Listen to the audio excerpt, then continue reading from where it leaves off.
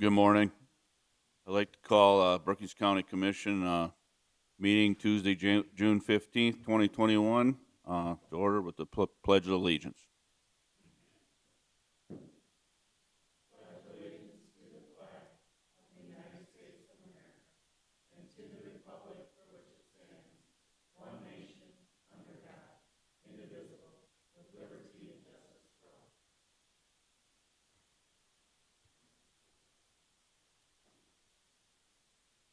Item number 3 is an invitation for a citizen to schedule time on the commission agenda for an item not listed. Is there anybody present that would like to? Anybody present? Hearing none, move on to item number 4, approval of the agenda. Do I have a motion to approve? Second. I have a motion and a second. Any comments? Hearing none, all those in favor signify by saying aye. Aye. Opposed, same sign. Motion carried. Consent agenda items. Approval of the minutes, approval of travel requests, approval of personnel action notices, approval of cellular authorizations, approval of the human services report. Do I have a motion to approve? Move approval. Second. A motion second. Any additions, corrections? Hearing none, will you call a roll, please? Pierce. Aye. Bartley. Aye. Krogman. Aye. Boersma. Aye. Jensen. Aye. Motion carries. Item 6, routine business, approval of the claims. Do I have a motion? So moved. Second. I have a motion and a second. Any additions, corrections there? Hearing none, call the roll, please. Bartley. Aye. Krogman. Aye. Boersma. Aye. Pierce. Aye. Jensen. Aye. Motion carries. Item B, department head reports. Highway Department, would you like to start?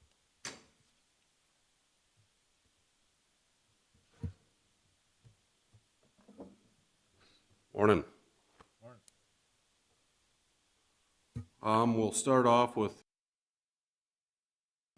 77 and 20.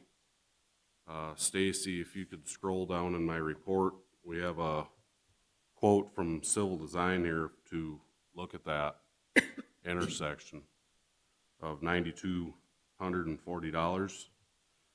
And one thing that I really wanted to point out with the addition of that additional lane, if you scroll down to the diagram, is with widening that to add the additional lane, there possibly may be some right-of-way that needs to be acquired in order to maintain the ditch slopes or the end slopes on the road. So that's kind of the main reason I wanted to involve an engineer, is to make sure that we're doing that right, because we also get into another county there. Will the guardrail on the north side still be same location? The guardrail on the north side is a hard point. We cannot move that because of federal highway regulations. So if you see the orange line there, that is the guardrail. That's an old picture. But that's where the guardrail currently sits. So it gets to be a little more in depth if we're going to be looking at adding an additional lane there. Brian, have you talked to anyone from Moody County yet? Yeah, I've talked to Mark, the highway superintendent, kind of indicating to him on what we'd want to do, but you know, any of that, there wouldn't be any participation from him. No, but at least support of the project would help. Right, and he didn't have an issue with it. Okay. But it would be probably something that we'd have to present to Moody County once we had a design, if that's how you guys want to move forward. What's the history with that we're looking at widening this intersection? When they installed the new bridge, we had to install the guardrail to the latest safety standards, which pushed the guardrail, you know, from the existing, which was not crash worthy, where FHWA is saying the guardrail that we have installed down there is sufficient for the crash rating. And the Moody County line is exactly where then? I believe it's right down the middle of the road. Middle of the road? Yep. I mean, when that other guardrail was installed, the state was involved with that. I mean, apparently it changed, Well, guidelines changed. I asked John if they would want to participate in this, but since it was outside the scope of the original work, they couldn't use the big money for it. So I guess what I'm looking for in the board is if we want to move forward with this or not. Like I'm still collecting data for the amount of trucks we do have down there. A question, Brian, on that.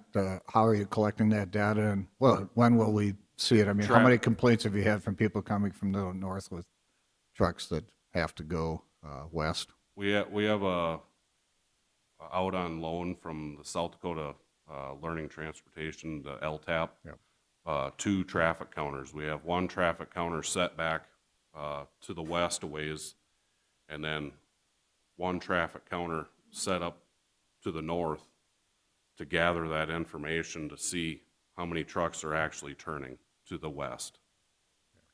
Not only turning to the west, but have an issue with cars going east that have to avoid that wide turn. I mean, they can make the corner with a wider turn. Correct. Okay. As I presented to you guys at the last meeting. So what we would be doing here is basically making the people that are going east that want to turn either north or south, or in particular south, a wider lane, It'd essentially be an additional lane. a right turn lane for going south. Correct. Okay.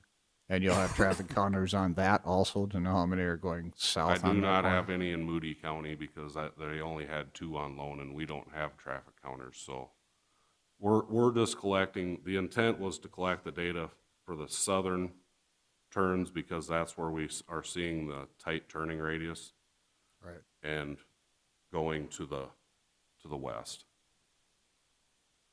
Are you having any issues with trucks coming from the west going east and then trying to turn north because of how tight the guardrail is on the east side of the?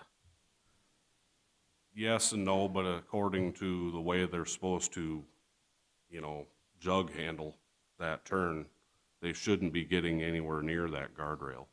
Okay. What happened to our traffic counters? We had traffic counters.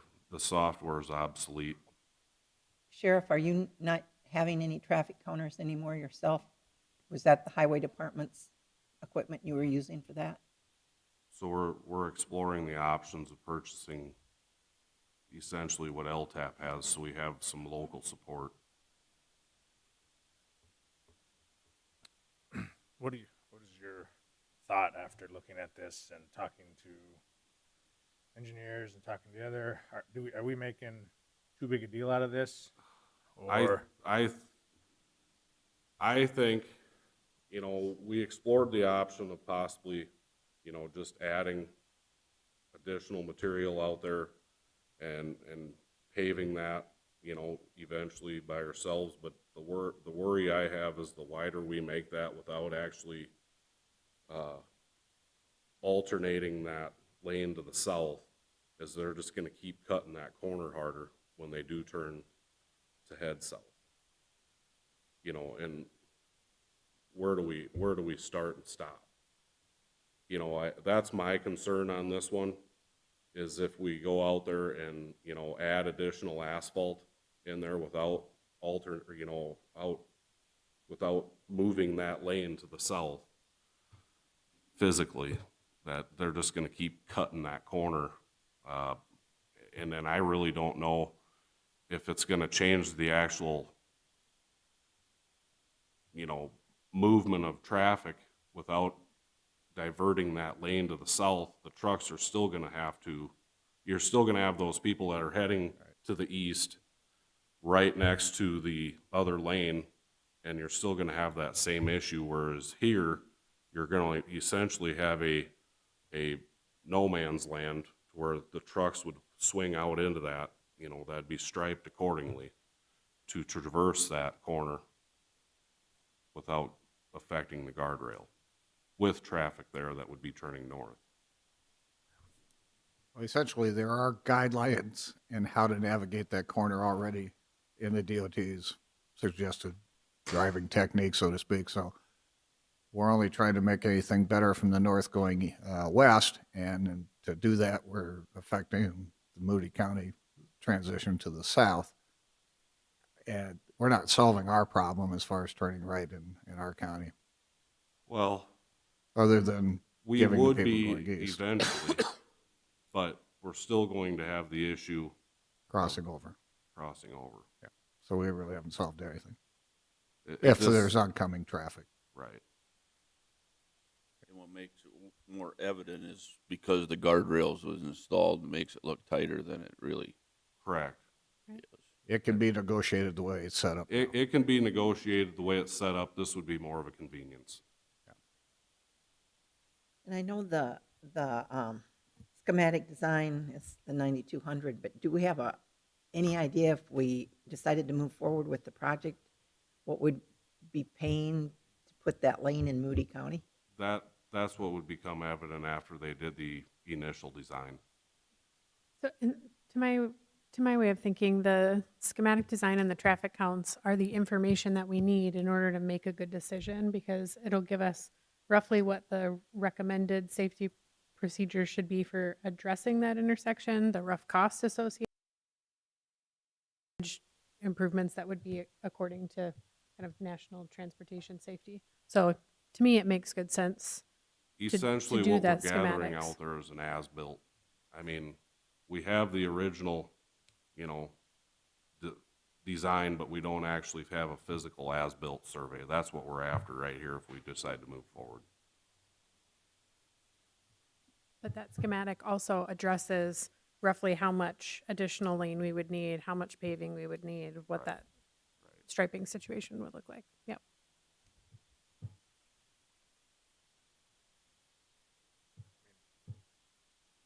Are we getting any more complaints? Do we have an issue?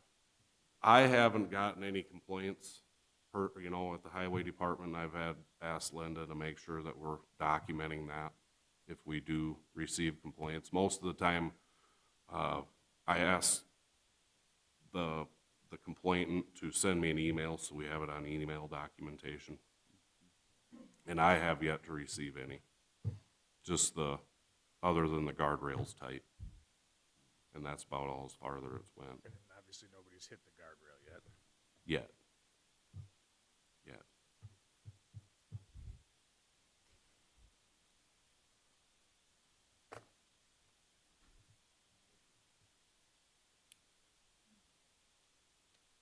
But I noticed the state is putting some turning lanes in on 14 for Sinai 11 and then County Road 1 also. Yep.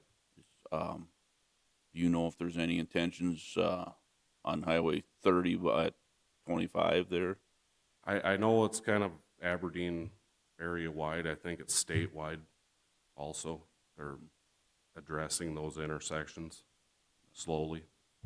I know there's quite a few in the Watertown area, Aberdeen region. Because if they're looking at truck traffic, the corner there would be. Yep. They're slowly addressing them. I think they're, starting on the higher traffic roads first. Mm-hmm.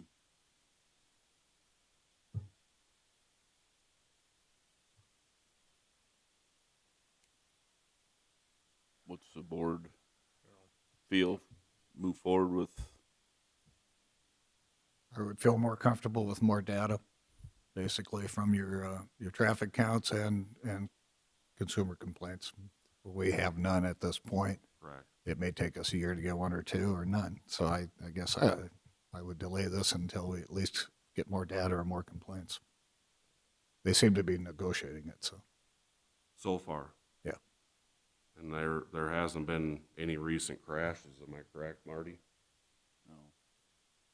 But remember, recent crashes, that bridge has been out for 2 years. So Yeah, right. recent would be 5 years ago, 6 years ago, 8 years ago. Yep. I was just talking this year. Because the amount of right-of-way needed to be purchased would be minimal anyway, wouldn't it? It would be. But there again, it just gets a little hairy when you get into another county. Yeah. And you're dealing with another entity, And all the work would be in Moody County, right? essentially. I'm uncomfortable with taking on a project that's Moody County myself. It just gets to be hairy because it's our bridge, it's our guardrail. It's turning onto their road. Do you feel there's a safety issue here? Not currently. I mean, speaking with my guys that have recently taken the Class A CDL test, the instructors tell them you can't, you have to handle that. If there's traffic there, you got to wait until that traffic's out of the way to negotiate that corner.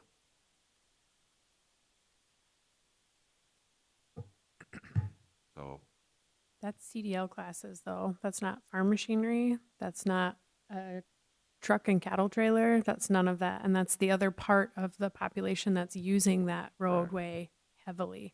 And I would prefer that we not wait for something serious to happen before we at least explore and address the conversation with Moody County. So if it ends up being a collaborative project, great. But I don't think we can proceed with asking for that without the traffic counts and without some idea of what the design would need to be in order for it to be a safer intersection. Myself, I'm with Commissioner Bartley. I'd like to see some traffic counts. I'd like to see if we've got a problem. I don't know that we do have a problem that's different than a lot of intersections in the county. And when we get past harvest season, because this will open back up for harvest this year, we'll hear from our citizens if there's an issue. If that's, the traffic counts will tell you a lot. I mean, if we had an ethanol plant or an elevator to the west there or something, I fully agree that we would need to proceed, but we need to know how many trucks are actually in the area too, so. I agree. Let's hold off. Okay. Just wanted to make you guys aware of it, that we're looking at it. All right, Brookings County worked on top dressing 12 to the the west of the Sinai Bridge where we did some patching last year. We also did all the shoulders on County Road 25, and being from around that area, I've gotten quite a few compliments from the locals there. On the Bruce Bridge, stopped out there yesterday. They're going to be performing their last concrete pour tomorrow before the heat sets in, and Rounds will be out there doing the approach grading, and they're looking at asphalt shortly thereafter. And Brookings County 23, they ran into a few snags, and they finished up yesterday on the joint sealant, and we've seen a change order, number 2, and a decrease of the contract to $6,538.35, and we are going to be looking at one more here when we finalize everything, and just a rough estimate, that's going to be 50 to 60,000 less, and that's due to our crew sealing in between the concrete and the asphalt. So that work's already done, so that got taken out of the contract, and the contractor was fine with that. But like I said, that original contract was about $767. We're going to be looking at about $720-ish for a total project there. When So do that you- was, go ahead. When do you anticipate that the shoulders will be seal coated? I'm getting to that. Okay. I'll get to that later on, but we're looking at, I'll just jump down to that quick, but tentative start date was going to be the 23rd, and I just got notified yesterday that's going to look at being the 28th, and I'd asked the contractor to start on 23. So, Another project we're working on, Hallway Construction's doing some repair for us off of our checklist items on the timber pile cap on a structure just southwest of Brookings here. It's about a 3 to 4 day closure window. Had to pull the deck off, remove the original pile caps, and then they're replacing them with steel. I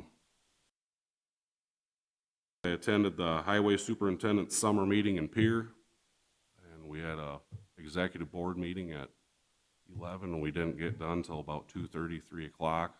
So it cut into a little bit of fishing, but we had around 90 to 100 in attendance to that summer meeting. Right around 30 highway superintendents, so about half the state. Some highway superintendents from the northern part of the state intended on showing up, but they ended up getting quite a bit of rain last week.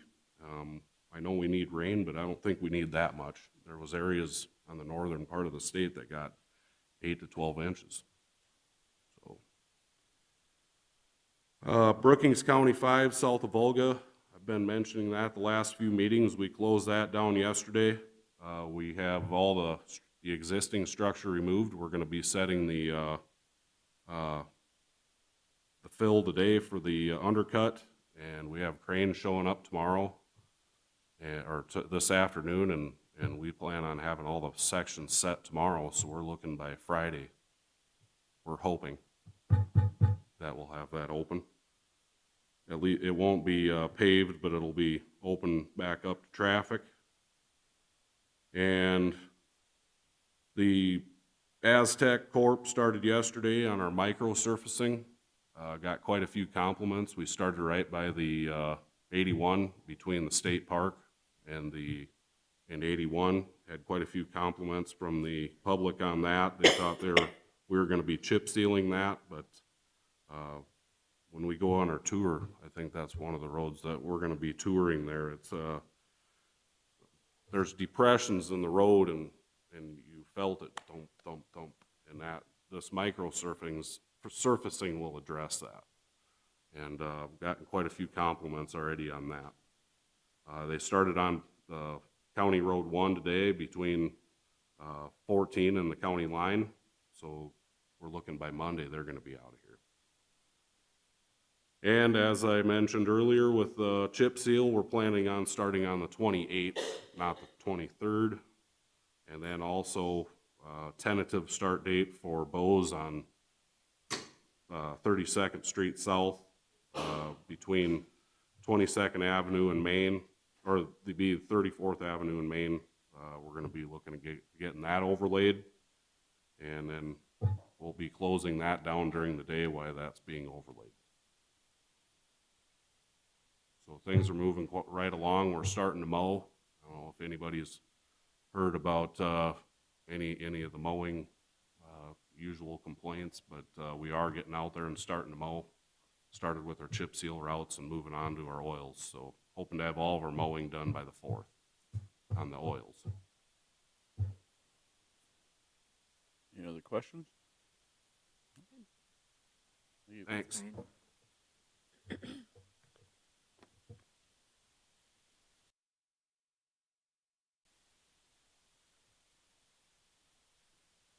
Or should I do the 4-H?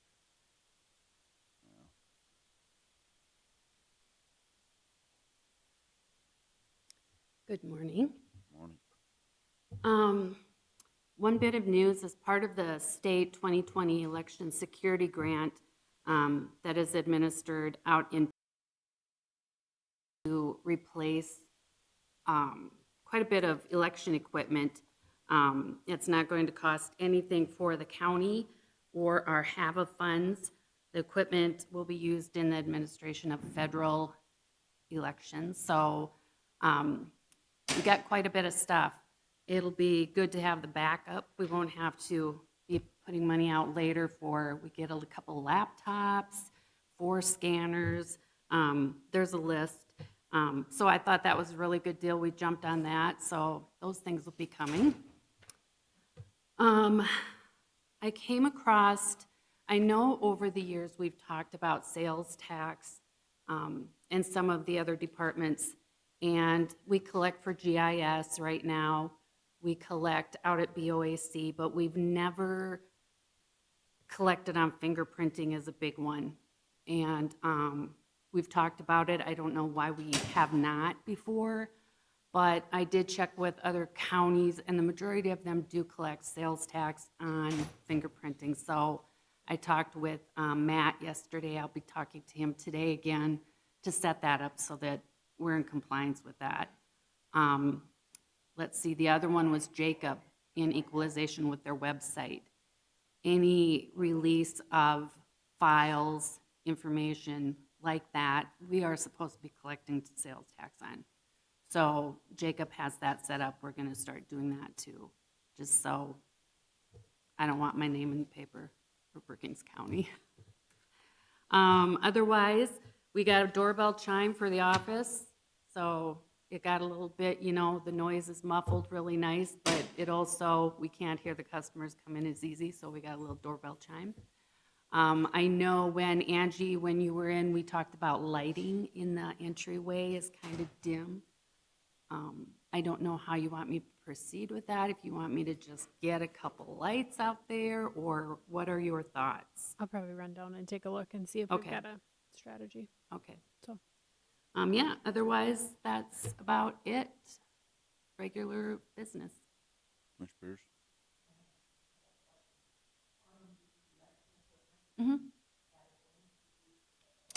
Yes, only for federal elections. It will be, but it'll be good to have those backups there. The supplies were available based on the number of registered voters in the county. No charge to the county, but it is for federal election use.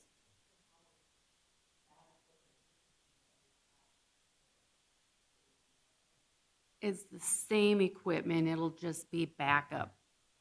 And, you know, I don't know how they would know if we used it for another election, but you know what I'm saying. And I don't know if, Jenna, do you have any input on that, how it could help you out? I don't think it's really the equipment that's, I mean, the equipment really isn't different. It's a laptop, essentially. It's the Yeah, software. we're getting laptops. It's and the software that we use on the laptop. You know, that, but yeah.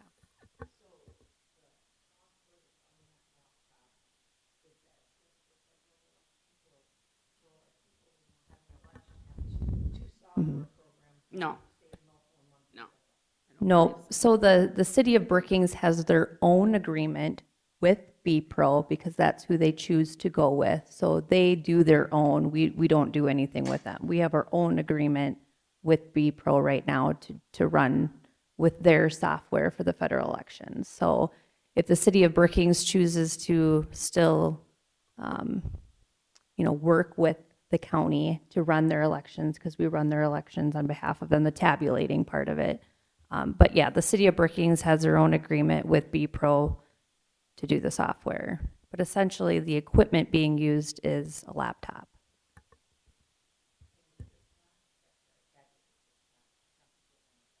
It has nothing to do with the tabulator.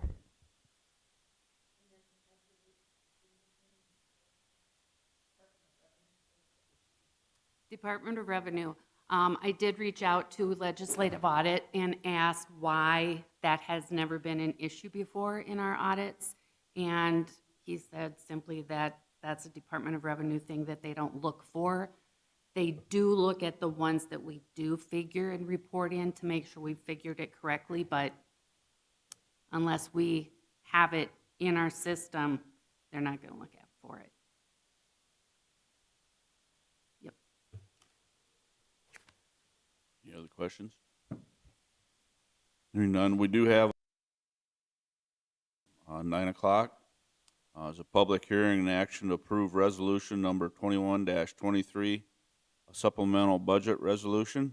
Do I have a motion to approve? Move approval. second. I have a motion and a second. We'll now open the public meeting. Any proponents who would like to speak to this item? Is there any proponents?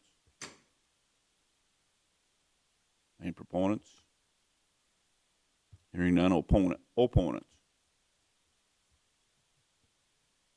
Any opponents? Hearing none, close the public hearing. You have any comments? Okay.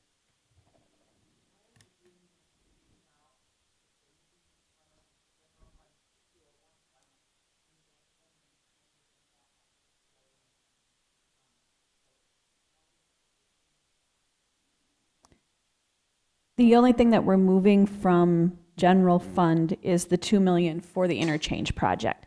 We have started to incur costs on that interchange project. And so right now, that budget line that we've created is running in the red in the highway fund because the commission has told me that's where you want to expense the interchange project out of. And I think at a previous meeting, I was told, go ahead and let's do this because we need that money there anyway, because that's where the expense is going to occur. So, and you're right, we can't move it back. So it's there. Any other questions? Hearing none, call the roll, please.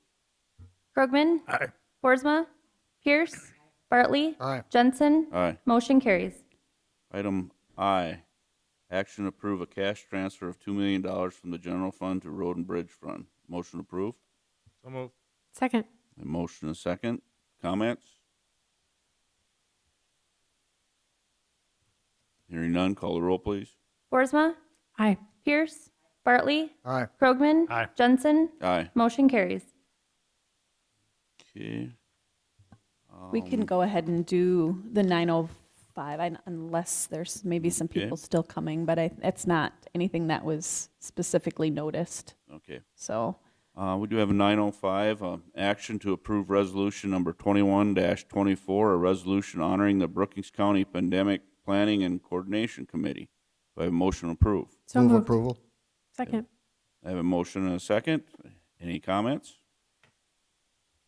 Hearing none, we'll call the roll, please. Pierce? Bartley? Aye. Krogman? Aye. Boersma? Aye. Jensen? Aye. Motion carries. We have a presentation of certificates. Yes. Go.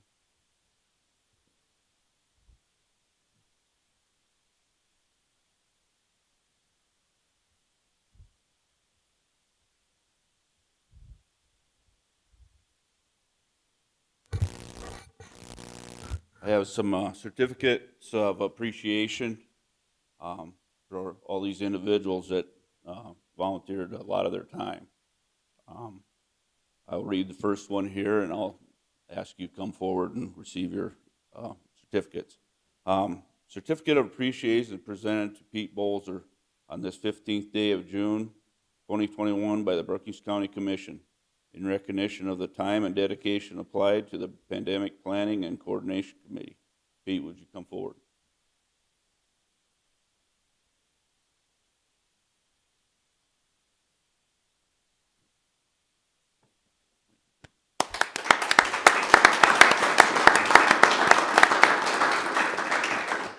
I'd also like to congratulate Pete on his new promotion. So,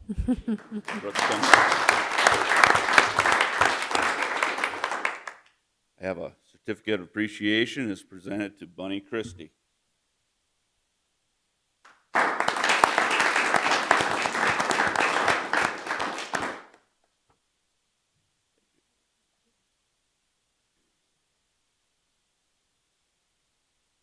Certificate of appreciation for Luis Cool.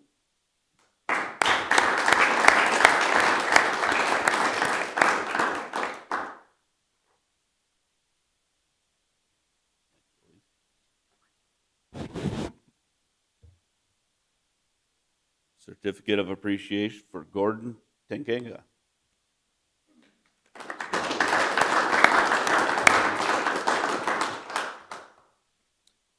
Certificate of appreciation for Dave Erickson.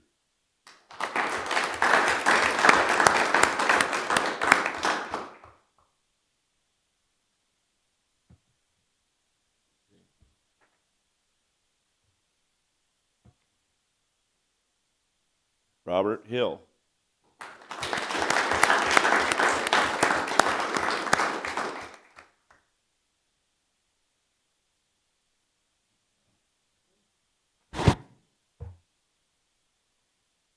Jacob Meschke.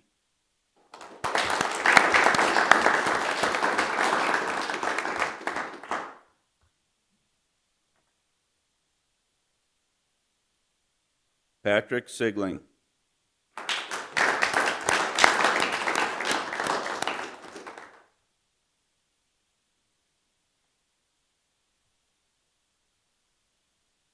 Scott Smith.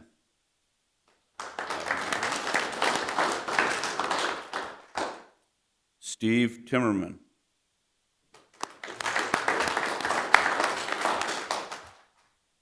Andrea Wheelhouse.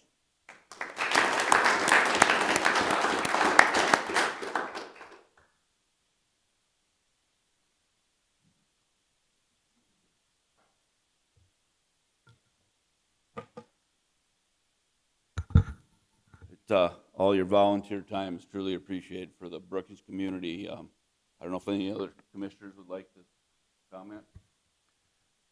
Well, I'll tell you what, these people put together a Herculean task to put this together in this short period of time for a notice to get that through without all the questions of how it's going to work, how we're going to administrate all the planning we had done sort of shifted and went with the flow. And I appreciate all of your efforts, the volunteer efforts, Louise, for all the calls you had to make and all the people who volunteered who aren't up here today that really made this happen. I mean, I can't tell you, you guys are the shining star in the state as far as how you handle this whole situation. It's appreciated by the county. Thank you. Agreed.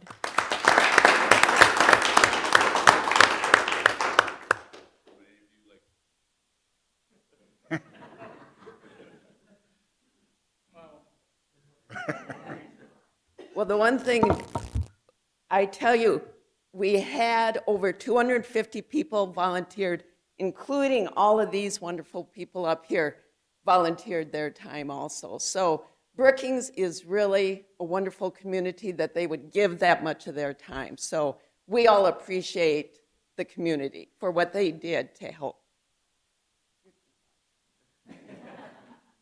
And I was just going to explain that Louise Cool's been there from day one. And a lot of these people have been with the PPCC/POD program since day one back in 2004, 2005 timeframe. And it's greatly appreciated. And they put a lot of time into it, a lot of effort into it.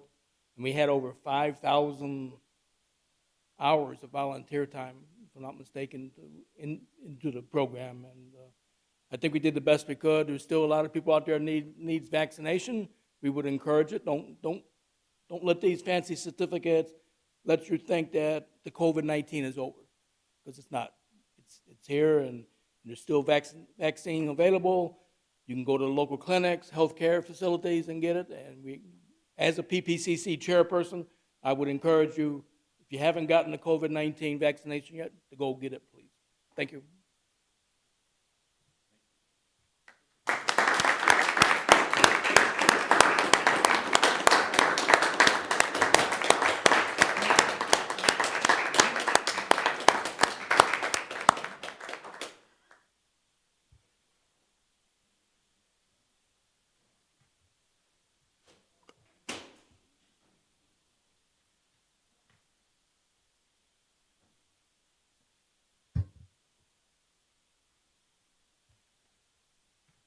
Go back to department head reports. Would the 4-H report would like to come forward?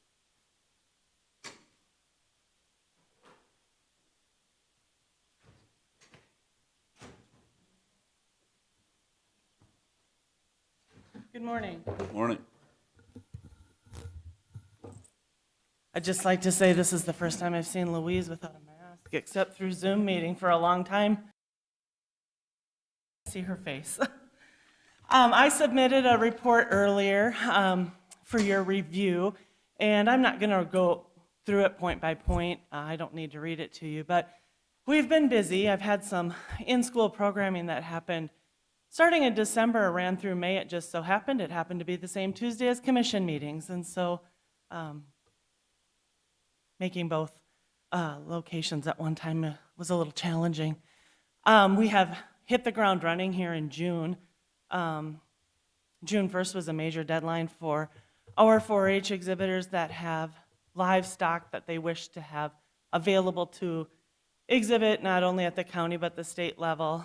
We had a Cloverbud camp on June 2nd. We went to 4-H camp the weekend of June 6th, 7th, and into the 6th, well, Sunday, Monday, Tuesday, whatever those days were. Came back and held 2 days of Greenhorn Day Camp, which is a day camp that we host for our beginner-aged 4-H members, those that are in or not in 4-H, but 8, 9, and 10-year-olds. And now we have a little bit of a period of time to breathe before we get ready for our county horse show next week and roll into July, which is chock full of scheduled events. I will allow for some questions at the conclusion of our period of time here, but I invited Emily Robbins to the meeting with me this morning. Emily's a 4-H member in Brookings County and is a representative of the South Dakota 4-H Ambassador Council. And without any more of my questioning of her introduction, I will turn the microphone over to her. Okay, good morning. My name is Emily Robbins. I'm 16 years old, and I will be a junior at Elkton Public School this fall.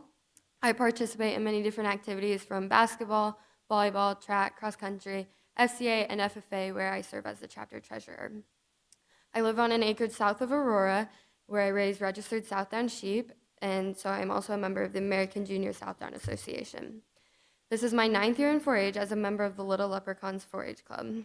We partake in many different community service activities, from Valentine's to vets to donating to the local food pantry. I've been involved in many different project areas from beef, sheep, clothing, photography, visual arts, and home environment. I also have participated in many youth in action events like special foods, fashion review, consumer decision-making, and horticulture contests, as well as public presentations. Last September, I was selected to be a state 4-H ambassador, with leadership being my priority area and being selected to serve on the Teen Leadership Conference Committee. I have served to promote 4-H and be a mentor to other 4-H members. This is a selection made each fall at State Fair, and I intend on applying again this fall. TLC is an annual week-long leadership conference event for youth ages 13 to 18 across the state of South Dakota. This event focuses on developing life skills and creating connections for the delegates that attend. They're able to step outside their comfort zone to learn new things while having fun. After attending this event for 3 years, I wanted to play a bigger role at the conference. By serving on the TLC committee, I was part of the planning process this year, which this event was held last week on DSU campus. I was able to put on my own workshop about bees and lead a small group. I also had the opportunity to be a part of the first ever South Dakota 4-H legislature in 2020. We had a lot of Zoom meetings throughout the year, but we were able to have our legislative session in person last October.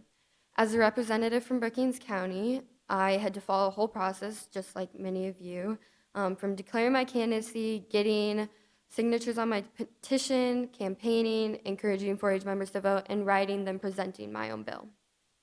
Although my bill did not pass the governor's desk, it did pass our session floor. My bill proposed an exchange program between different states where 4-H members could learn about 4-H across the country.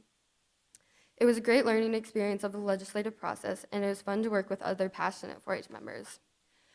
4-H has had a profound impact on my life. I have learned interesting things through youth in action events and different project areas. I have learned to work in team environment while having the drive and purpose to do my part while moving the team in a positive direction to reach our goal. I'm able to speak in front of groups and motivate others to get involved. I've met lifelong friends in the process, and I'm looking forward to a few more years. I would like to thank the Brookings County Commissioners for your continued support of 4-H and your time today. Do you have any questions?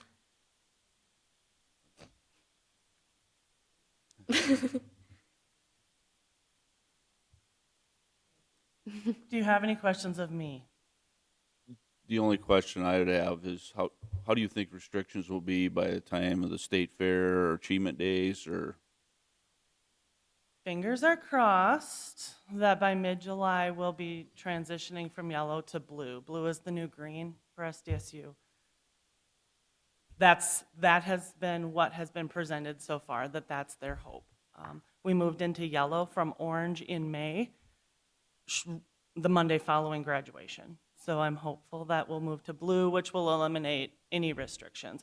We are planning a fairly restrictive free Achievement Day. We did not, because we don't know if we'll be out of yellow, we are not planning for a traditional barbecue, but we are planning a fundraising supper for Wednesday evening. That will be food truck style.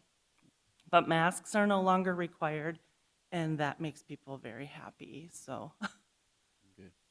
So for the others in the room who might want to volunteer or attend, are there additional opportunities to volunteer at Achievement Days for members of the public? And then like, what dates for the public so that everybody else knows kind of when they should plan to mark their calendars? As far as volunteer, not like there has been in the past as far as helping serve that barbecue, but the barbecue or that fundraising supper is planned for Wednesday, August 4th.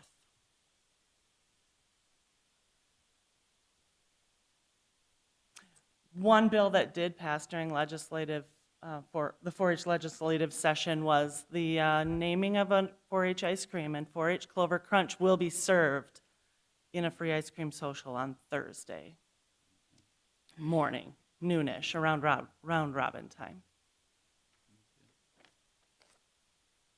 Any other questions? Thank you. Awesome. Thank Thanks, you. Ms. Thanks. Robbins and Sonia.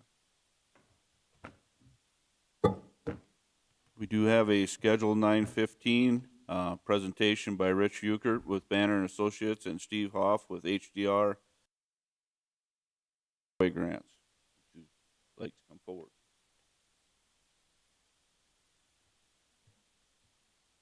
You have some handouts. Do you get you guys want those? Sure.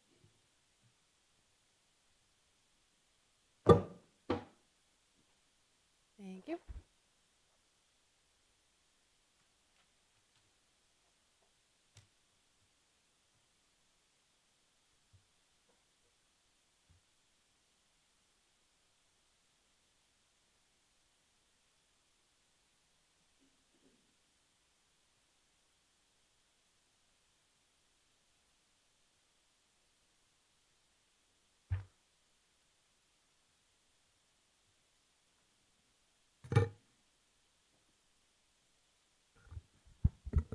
Thank you for your time today. My name is Rich Euchert with Banner Associates, Steve Hoff here with HDR. We appreciate the invitation to come and speak with you today.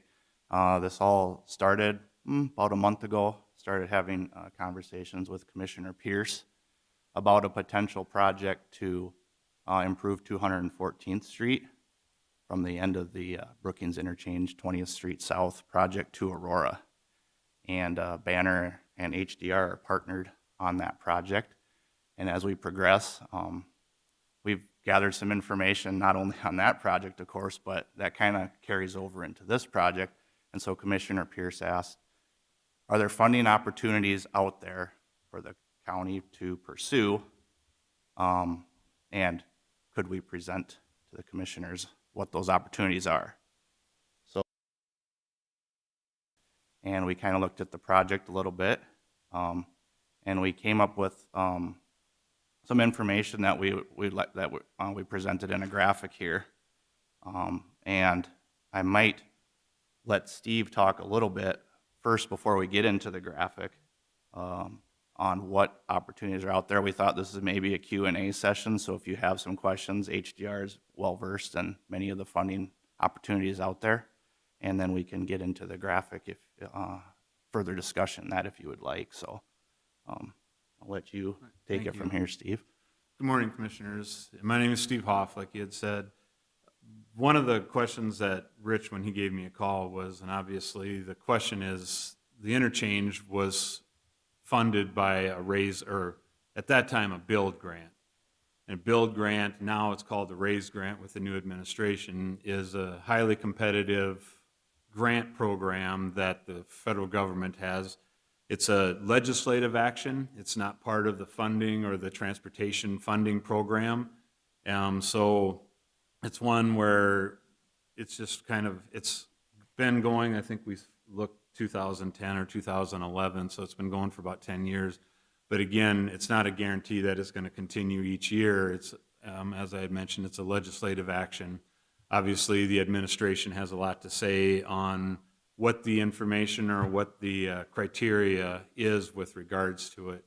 With this year's RAISE grant, the notice of funding opportunity is out right now for the RAISE grant. I should go back. There's two different grants that have been occurring for the last at least 5 years.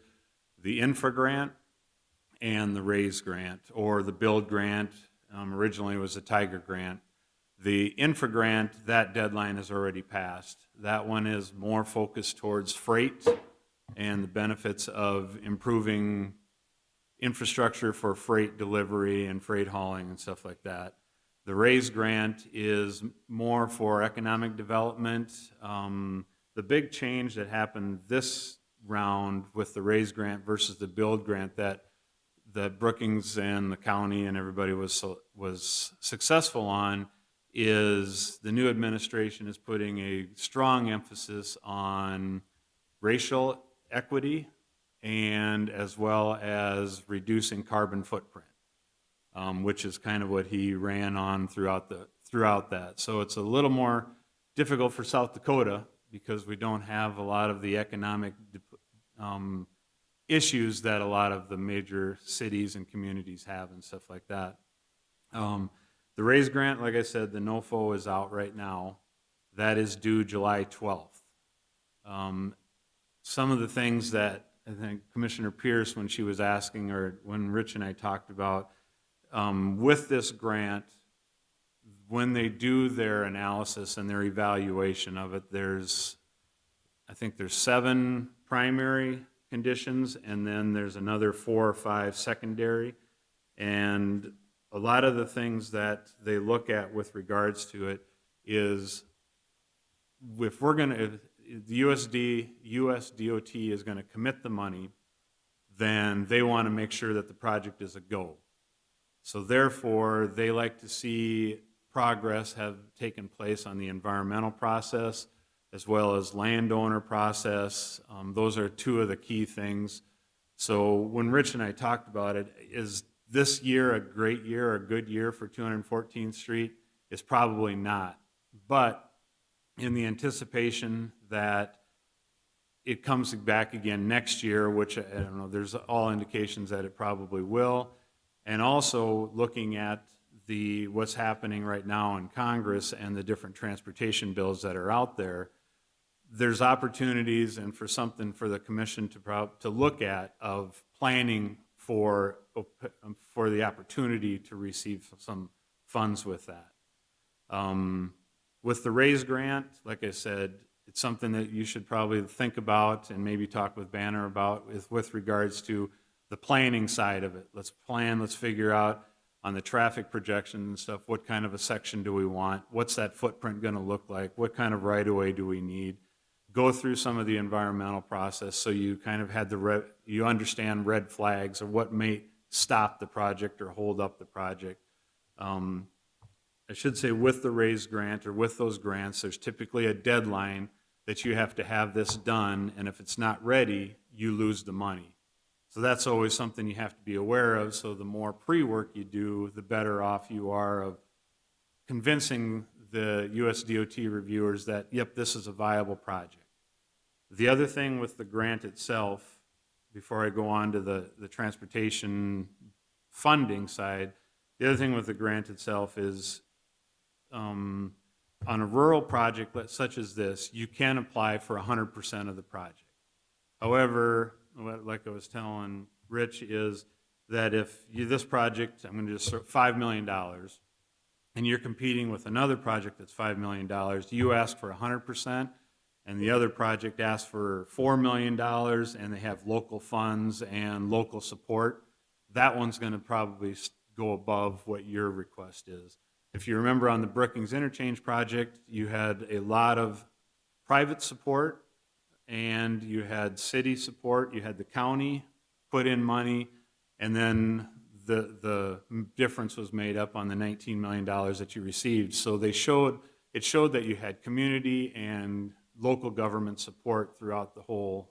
So that'd be another thing on your homework, is to be garnering that support locally with business people, with the city, and other entities that would show that support, the businesses that are in Aurora, as well as the businesses that would probably benefit that are east side of the interstate or west side of the interstate that benefit that, to get that support as well.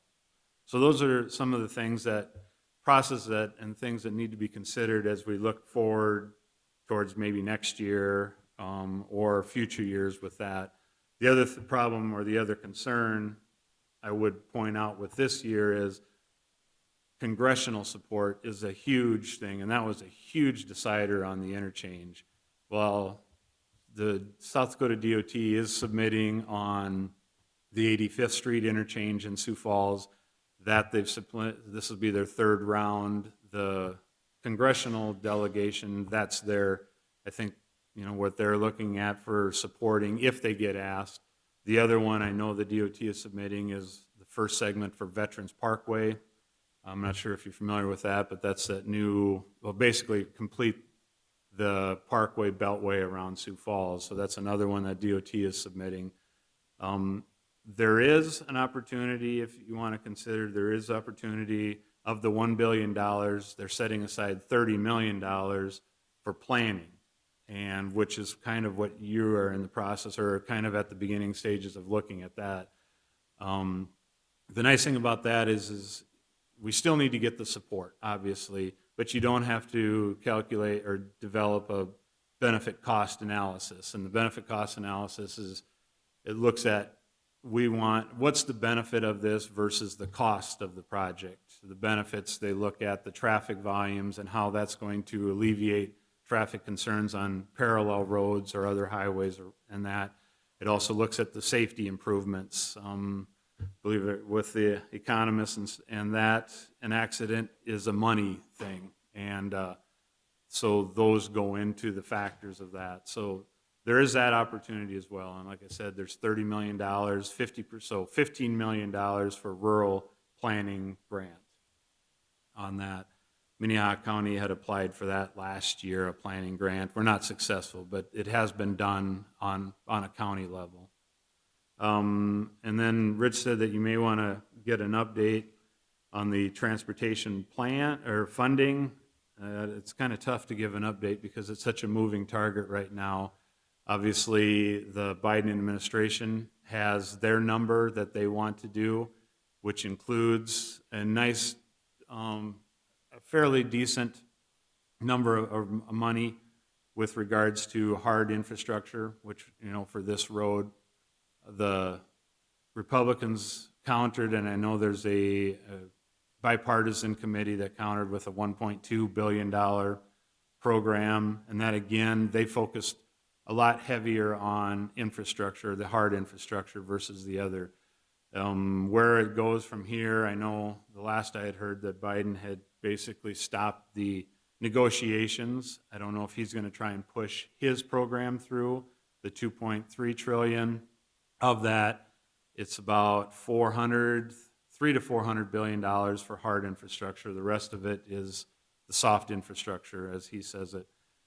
There is talk that there's the potential for additional monies on stimulus and stuff like that that would go towards infrastructure.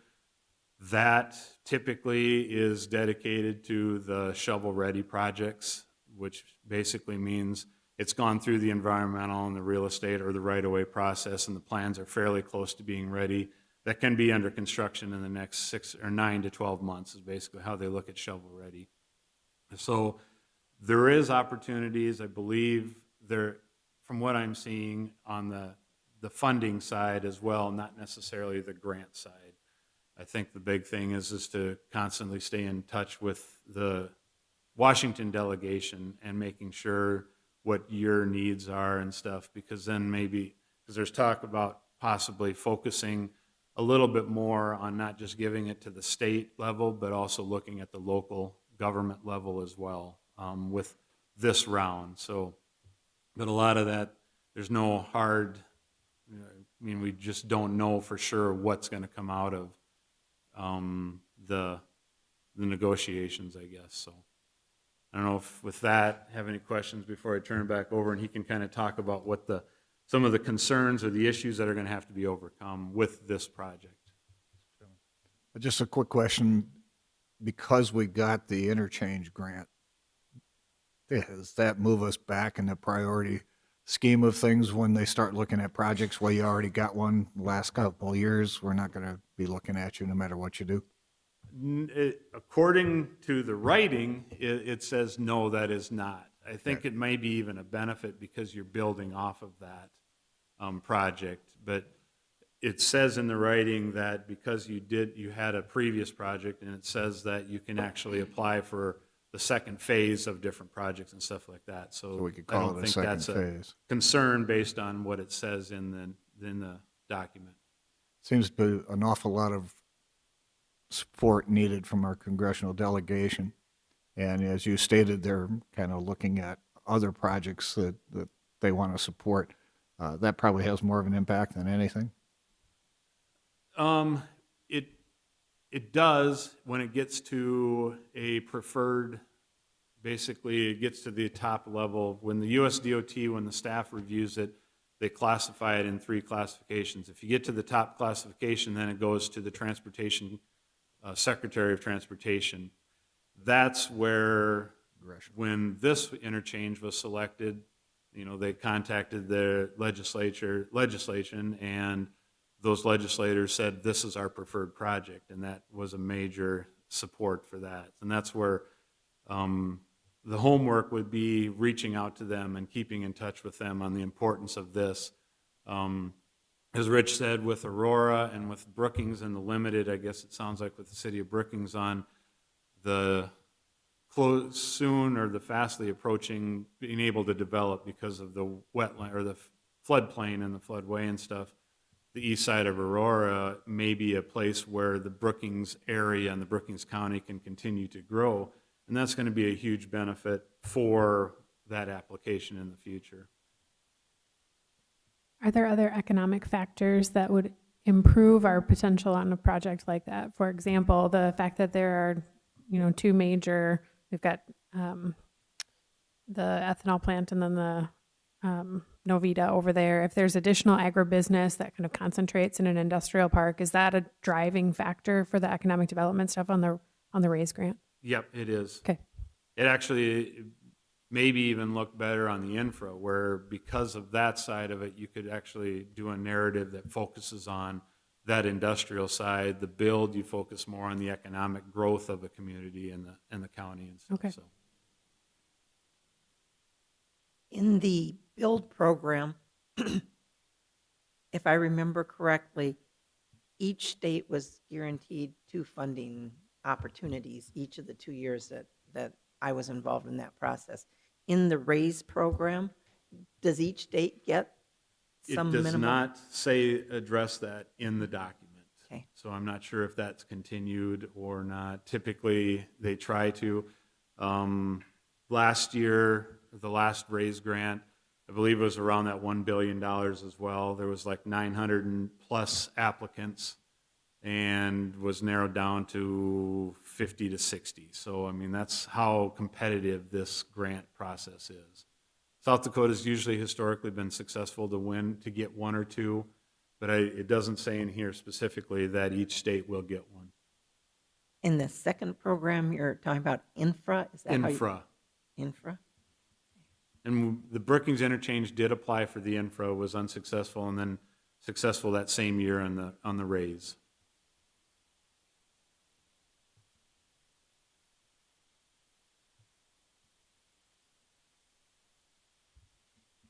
Any other question for Steve? One other question.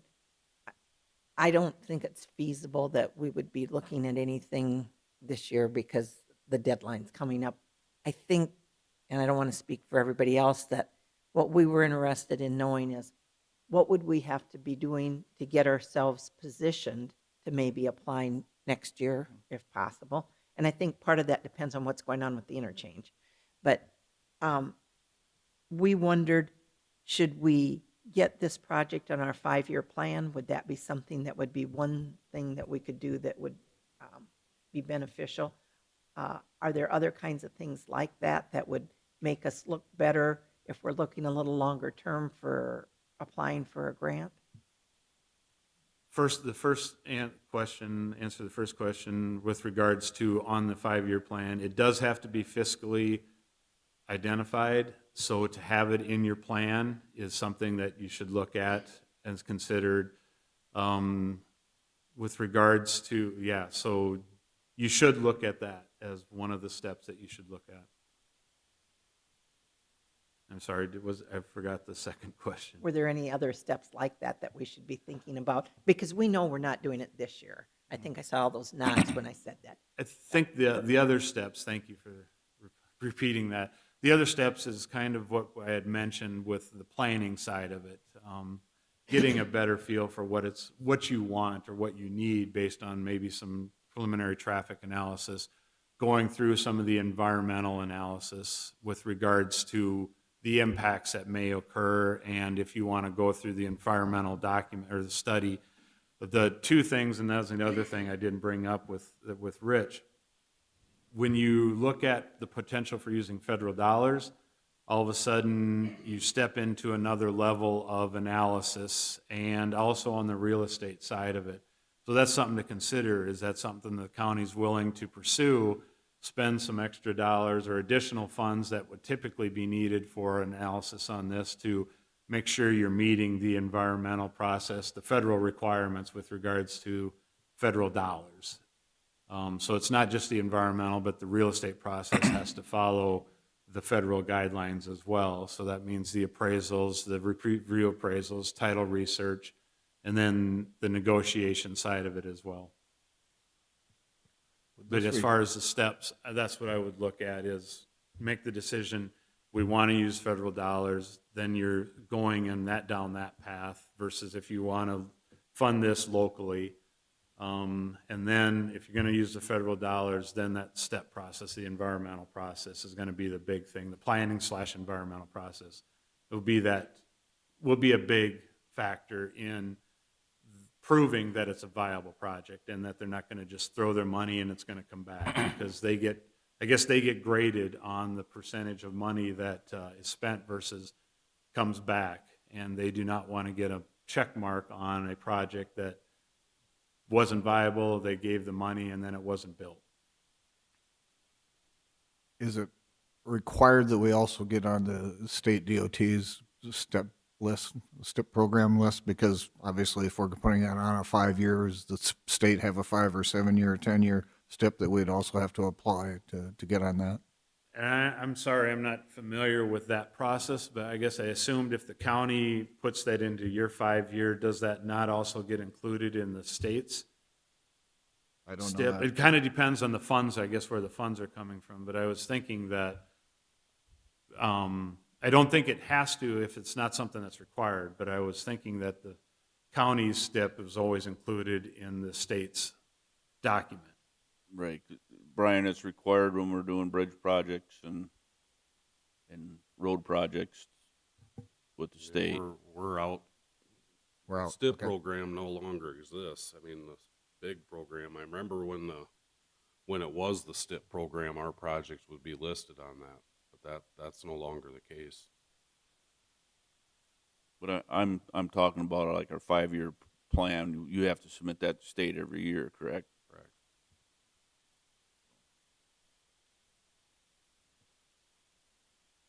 If a year from now or 2 years from now, a lot depends on what's going on with the interchange, obviously, some type of federal grant, whatever comes out of all of this infrastructure stuff, becomes available. Steve, my recollection is that HDR will write a grant. Is that correct? You guys do grant writing, or? We do grant writing. If you remember, Al did a wonderful job writing the narrative, and we did the review, and then we did the benefit cost analysis with our economists. We do write the narrative as well, but I know it worked out well. It's a great partnership at that time with Al and HDR and Banner, and he did a phenomenal job on that. So you can look at utilizing the Brookings Economic Development Corps again. I know Al is retired and enjoying retirement and stuff, but, you know, we can write it. Banner has probably written grants and stuff where, I mean, there's multiple options or opportunities that you could look at for that. Because a grant, I always kind of think you're not going to get the grant the first time you do it. And I know that this is putting you guys on the spot, but roughly as we're thinking about this, if we wanted to apply for a grant, just roughly, what does it cost to have y'all write a grant for us? Can you just give us a ballpark number? Because it's a roll of the dice, and it's money you may get back or may not get back. The first round or the first time through it, so you're basically starting from scratch with the narrative and the traffic analysis and all of that. It's usually in that $50,000 to $60,000, and then subsequent years it drops down a lot because what it has happened is there's not a lot of changes where it's just minor tweaks and stuff. And with that, so it's usually in that 10 to 15 in subsequent years. That helps. No. And I guess I have a question for the commission. You know, you told me to find out about grant opportunities for 214, and that's why we're having this conversation. Last time we met, when we were talking about these fellas coming and talking to us, somebody, I think it might have been Commissioner Boersma, talked about the Volga project. Do we have any questions about that, or? Off the top of my head, not necessarily, because I'm not sure that that's necessarily federal dollars that we're looking at. It might be more statewide programs for something like local access grants. So that's a little bit of a different ball of wax. When you go to build the road, federal guidelines compared to state and local, will the, say you're designing the bridge or the road, is it gonna be different requirements for the road, or will it basically be the same? No, it's basically the planning and the environmental processes. Once you get through that, then it can follow the county's design guidelines. And it kind of depends. If you remember, the city of Brookings basically turned the designation over to the DOT, but that was just basically the pass-through of dollars and stuff and having the DOT administer it. But it was still, it would probably include review by the DOT, but is there more stipulations with regards to how you construct it? No, it'd be more based on your design guidelines and the traffic counts and that kind of stuff for thicknesses and stuff. So. Yeah, that's my main concern is within the floodplain to make sure the bridges and the structures. Yep, all of the that would have structures to be taken care of during the planning and preliminary and final design. The no-rise or the impacts to the floodplain and the impacts to the backup water and stuff. Yep. Any other questions? Rich, do you have him? Yeah, I'll speak to the figure we gave you. So as we realize, as you pointed out, Commissioner Pierce, this year's probably not likely, but how could we get ourselves in position in 2022 or 2023 to be ready for a grant? And as Steve said, we could do some preliminary work to help with the narrative with the grant to say, hey, we've already looked at these things. And so we put this map together, and I think there's nothing on here that's going to shock any of you. You're all pretty well versed with the area and know what's going on, but some of the things we would address in a preliminary study. This is a significant utility corridor, as we found out through the interchange. ITC, Northwestern Energy, Sioux Valley Energy, this is how they get to Aurora. And it's a significant line for them all the way into Brookings. So we would look at addressing those issues. The right-of-way out there is 66 feet. You would want to look at acquiring additional right-of-way for the roadway. The floodplain, everybody knows this area is in the floodplain and the interchange.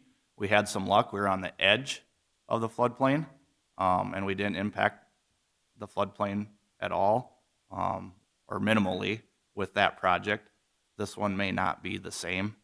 In the same instance, they're also, FEMA's revising the floodplain maps. one good thing is it's not in a floodway, so you have that. There's also a couple potential environmental issues, Topeka Shiner, wetlands. There are no U.S. Fish and Wildlife easements. There's no game fish and parks. So there's no Section 4F or 6F as we had on the interchange. So there are some good things with it, but there are things that we should look into and identify how we're going to mitigate any impacts. So you are ready to apply for the project if you choose to go with federal funding. Of course, if you don't go with federal funding, you don't have to look at all of these, but you'll still have the core to deal with. You'll still have wetlands, just maybe not to the extent as if you have that federal funding. So that's the purpose of this drawing, just to kind of summarize what are some of the things we would look at to help you get in position next year or the following year. Probably everybody sitting here knows this but me. If it's 66 foot now, what would it be if we were actually going to do the road? Depends on what the use of the roadway would be Uh-huh. in this section. You know, Steve and I talked about that before. Would we go to 80? Would we go to 100?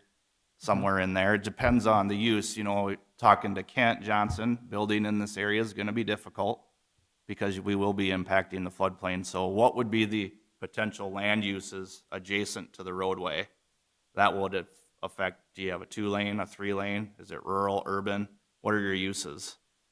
So that would affect what the right-of-way would be. And like I said, like Steve said, traffic analysis, which a lot of it was done as part of the interchange. We would expand the footprint from what was done on that project and look at larger area.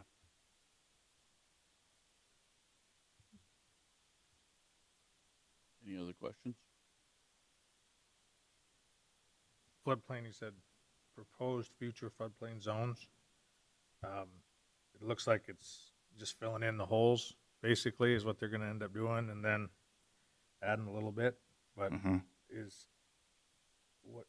I guess, when do you anticipate that kicking in? Yeah, when we worked on the interchange project, I believe they mentioned 24 or 25 is what they are thinking. We are still in effective floodplain zone A, which gives us more room to work.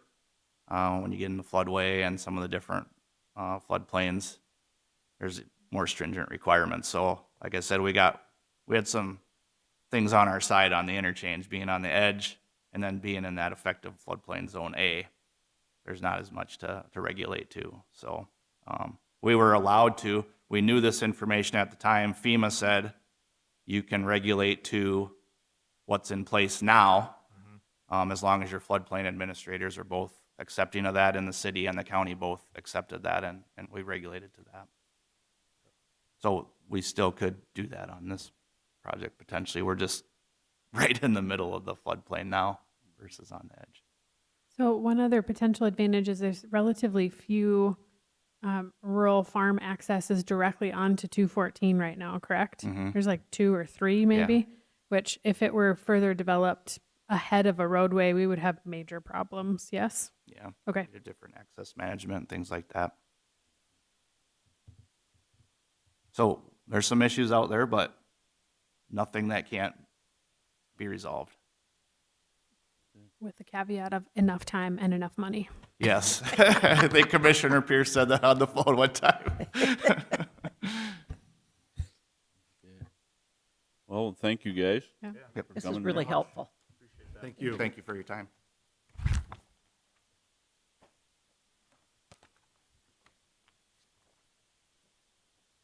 Back to department head reports. Bob?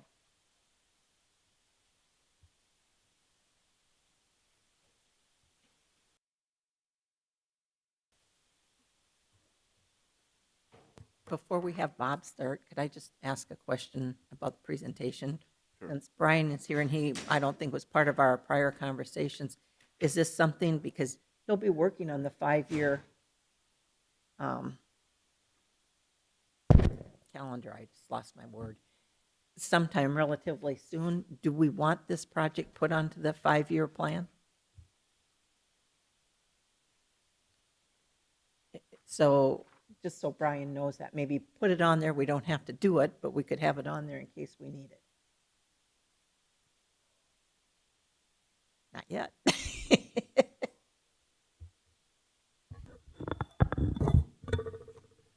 I think that's the piece of information that we need to do a little digging on, probably. We could sure ask a couple engineers. I think we know a few. Hey, Bob. Okay, I'm gonna take it in 3 different directions. First, and then we got a PowerPoint to look at, and then we'll talk about the 911 meeting. We had a zoning meeting June 1st. That went well. We tested all the city sirens, county sirens, and they all worked well on June 1st. I attended on June 4th, or Friday, I attended a NACO meeting on COVID-19 funding, and I sent the notes in the thing to Laurie and Ms. Stephenson. June 8th, we had a full-scale exercise, and I'm gonna show a PowerPoint on that here in just a minute for you. June 9th, we had another, we keep having radio issues out in Volga and Aurora, which is our what's known as county main repeater, and we might as well talk about that now. I contacted Sioux Falls Two-Way, Sioux Falls Solutions now, and they came up at least twice, if not 3 times for me, and the last time they climbed up on the blue water tower. They replaced the existing antenna and with one of theirs to see if our antenna was bad, and all of our fire equipment, all of our repeater equipment, it's old, but it works. We've got no mechanical issue that can be fixed at this time. I spent a little over $800 in troubleshooting it, and the final answer that they're giving me is that the equipment tests fine. They've tested it with their equipment. They think it's a cell phone issue where some of the cell phone antenna equipment is causing the problem. And we could put a new repeater up there if that's what the county wanted. It'd cost over $20,000, but that would not fix the problem. They think that we would be better, time would be better spent, and money better spent to abandon this particular site and find a new site for the county fire equipment. They call it the county fire radio or repeater. And we're going to be bringing that issue up to the 911 meeting, which is later today. Also, June 9th, we had our last points of dispensing. That was from 4 p.m. to 8 p.m. I don't have the cost on that yet, but we did have plenty of volunteers, and that went well. We had a good number of walk-ins for the Johnson & Johnson, so that all went well. June 10th, we sent out a heat advisory because of the temperatures, and it was definitely hot. Part 2 of that exercise was over at SDSU, and I spent the day over at South Dakota State University observing. Tuesday was my exercise, and then Thursday was SDSU's. We canceled our PPCC meeting on June 10th since we had our final pod on the 9th. We wanted to have time to calculate some stuff, so we will meet in July and go over and thank everyone properly then. Yesterday, we did an iPause test. Friday, I'm meeting with Banners on the Madera Township, which we're going to be talking about here later. The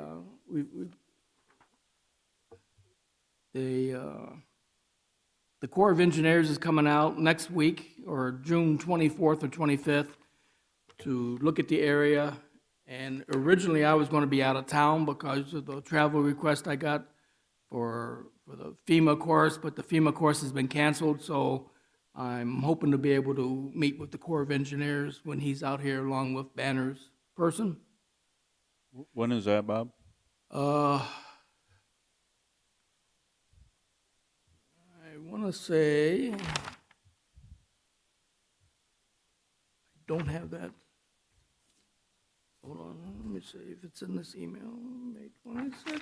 Reason I asked, I'd like, are you going to be going out to the site at the? I'll have to ask her Friday. Friday, we've got a Zoom meeting, So if you want to come in, it's at 1:30. If you want to come to the office, we can set up the Zoom at the office and have that meeting. Okay. And then from there, we'll find out about the one later in June.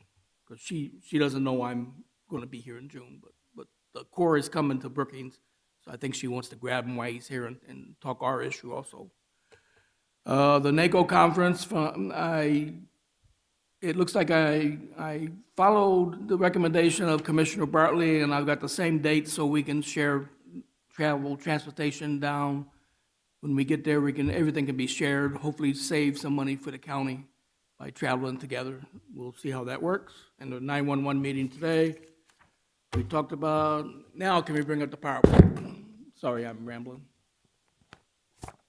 In your handout, I gave you everything's exercise, exercise, exercise, and that's exactly what it is. Everything we talk about from now on was part of an exercise. None of it's real life.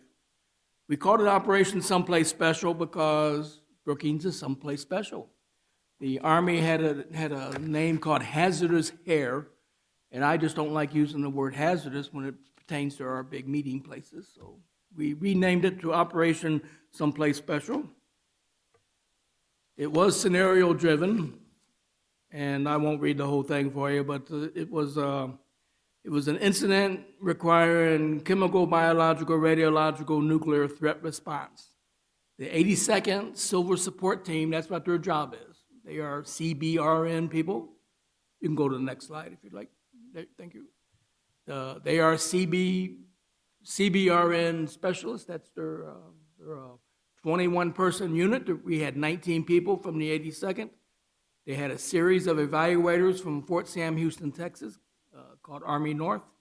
They was being evaluated by them, and I was being evaluated by Tom Modine, Beadle County's emergency manager. He actually retired, but he's back helping Beadle County since the emergency manager's on military leave.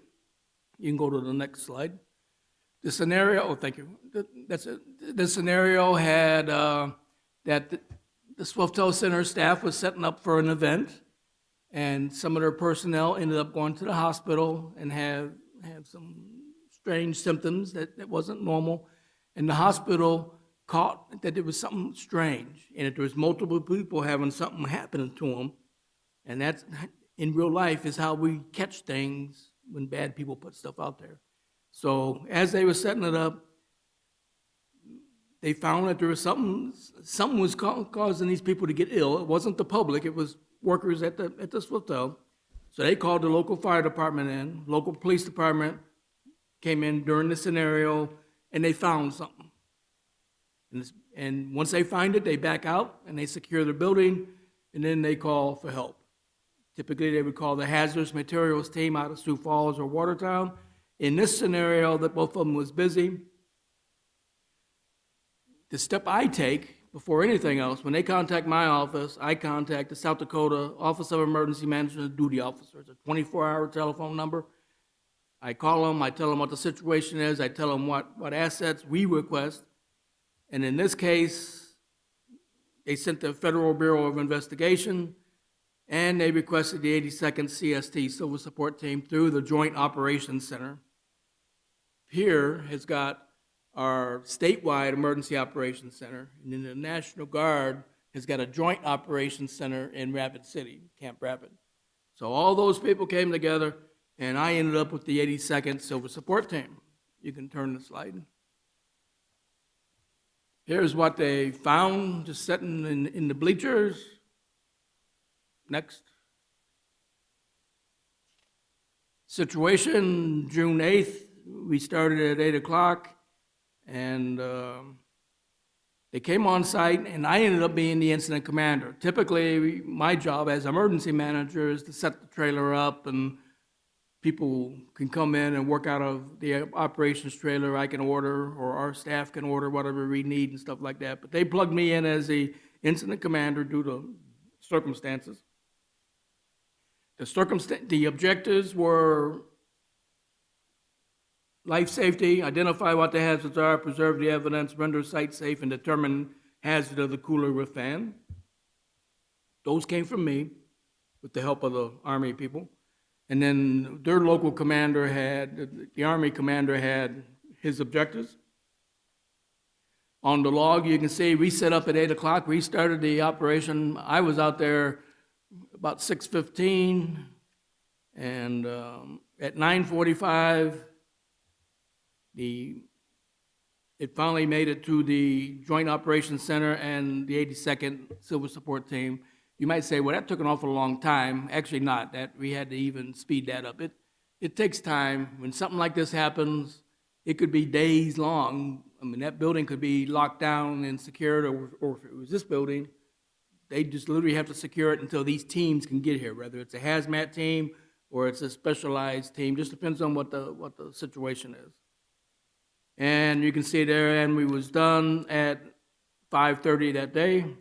They had decontamination. They had to go in twice. And number one, they did find a cooler. And then the second target was also some radiation sources that they had planted. There's no radiation, obviously, in the building, but they bring little medical devices and they can put down, and the fire department has the capability of determining if there's radiation inside the scene. One thing the fire department typically cannot do is tell you how strong the source is or what type of source it is. You know, you got alpha, beta, gamma radiation. Some of it won't go through a piece of paper, and some of it will kill you in rather small quantities. Next. And then with the FBI on scene, obviously being criminal, they actually sent their people in also with the 82nd CST to work together as a team. And bottom line is they took over the scene at the end of the day, and it was interesting to watch. They took all their equipment and just rolled it into a big tent, sealed it up, and they would bring in an external. The county or the city, whoever is responsible for that building, would end up having to pay to bring in the remediation team to clean that up. Next slide. We had good participation locally. Obviously, the controllers came out of Texas, Civil Support Team came out of Rapid City, and we can go down the line. And I want to point out the very last name on that list. You talk about throwing someone to the wolves. We asked for a public information officer. We was given a public information officer. What we did not know is that Dakota News Now would come out. And if you haven't seen the link to the television show, let me know and I'll email it to you. The public information officer went out of the way. That's why I refer to her as Wonder Woman. She did a good job. She managed. We actually got access to places I wouldn't think we'd get access to, but being incident commander, I guess they gave me some leeway to say what they could do. So, but in real life, that's exactly what happens. The press will come. We have to determine where we want the press to go. And we don't just arbitrarily let them walk around. We have to ask permissions and all that. The PIO in this case, outstanding. The help from the county obviously ranged from Sean coming out to help us hook up our internet in the beginning. We had finance on site, Chief Bolger. He was instrumental in discussing when the 82nd comes in. They want to know what they saw. They want to know everything. And me as incident commander, obviously I'm not a fireman and I don't go in the buildings in their bunker gear. He was able to brief them and tell them details. The FBI came out of Sioux Falls and the FBI came out of Minneapolis. They had two different agents there. And I found that interesting. I had never worked one-on-one with the Federal Bureau of Investigation. I tend to keep those at arm's length for reasons. The city police was there, Assistant Chief Fischbacher, and several fire people. We had Linda Gross, she was my logistics. And of course, Richard was my deputy emergency manager, my operation, and I also designated him operations chief. When we have an exercise, if someone doesn't show up or someone doesn't get the call, then we have to designate certain people, such as the public information officer was also my liaison officer, which makes sense because if someone comes in, you know, and you do some of that stuff as you go, as the day goes, you figure out what you need. And that's how the EOC works. And then of course, Tom Modine, Kevin Murfield, we're gonna show you some aerial images, because the drone actually, to me, was one of the greatest things out there. And Jamie Trigstad was over, and I'm sure I missed somebody. Of course, Tom Richter in the Swiftel Center. You can turn the page. Oh, you're there already. These are what we actually tested: operational coordination, operational communications, and situational assessment. I will turn that into the state of South Dakota for us to get credit. We do this because our local emergency management performance grant requires a full-scale exercise once a year. And they require 2 out of those 3, and I chose the other one because of the situation that we was on. And we'll go through the slides now. My emergency operations center is to your lower left. And obviously, that's how they set up. Next. And one more. And again, if you get to see the video clip, and we do have, I mean, the actual video itself, I assumed today would be a long meeting, and I was correct. He actually videotaped my interview with Dakota News Now at about the 4-minute. If you watch the drone footage from the sheriff, about the 4-minute mark, he's hovering up over my shoulder, up out of sight, and I'm giving the interview with the news guy. So I found that quite interesting. And the last photo. Okay, there you can see the complete scene. They literally come in, they've got satellite, they hooked up, they gave me a telephone I could call anywhere in the world. They gave us internet connection. My trailer, of course, is up in the north side, and we did use it for a cooling station quite a bit. Like the evaluators and stuff would come in and have meetings and stuff like that. I got sunburned pretty good, even though I was wearing a hat. And I didn't include any, I should have included pictures of the guys in their big bubble suits and stuff like that. But we do appreciate the 82nd coming out, 82nd Civil Support Team, and I think it was a good exercise. Any questions on what I presented today? Thank you. Thanks, Bob. Dustin?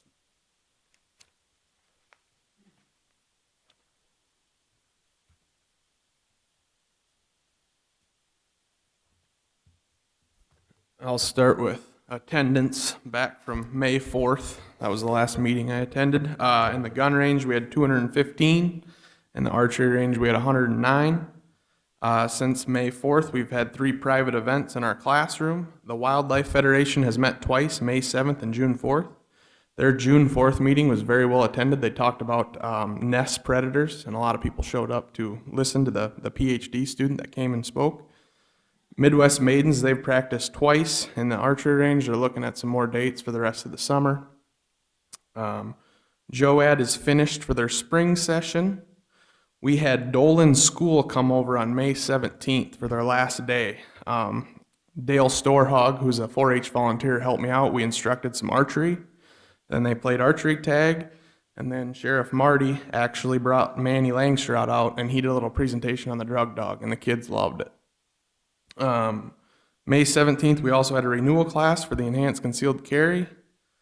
On May 19th, JOAD and myself met to talk about future dates for another archery shoot and their fall and 2022 sessions. 4-H dog practice has started. That'll run every Thursday night now until probably August. May 21st, Fairfax School actually came over and they had 36 kids that played archery tag for a few hours. May 22nd, Brookings County Republicans had their monthly meeting in our classroom. May 23rd and 24th, we had a basic pistol class. The week of May 25th through the 28th, we had an FFA officer training in our classroom. June 5th, we had a Cub Scout group come out with 30 kids, and they were in the gun range shooting BB guns, and then they came over and shot some archery in the archery range. June 6th, we had another enhanced concealed carry class. Like Sonia said earlier, 4-H has started their summer camps. They had a Greenhorn Day camp a couple days, and then a Cloverbud camp. Little Leprechauns met in the classroom on June 11th. 4-H also has a few kids going to national shooting sports, so they've been in the archery range practicing for that. We, as of May 22nd, we hired Lisa Broody as the new full-time person. She's working out great. DVL Fire and Safety came in and inspected all our fire extinguishers for the year, and they also installed an FE clean agent extinguisher in our control room. They said just make the insurance company happy with all our breakers and internet and phone lines and everything. Had RC First Aid come out, and they looked at all our first aid kits for the year. Banco did their annual service on our fire alarm panel. As of May 5th, our new HVAC unit on the classroom was installed.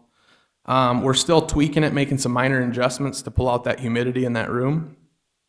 And May 24th, we had our BCOAC advisory board meeting where I presented our proposed budget for 2022. That's all I had, unless you guys had any questions for me. Any questions?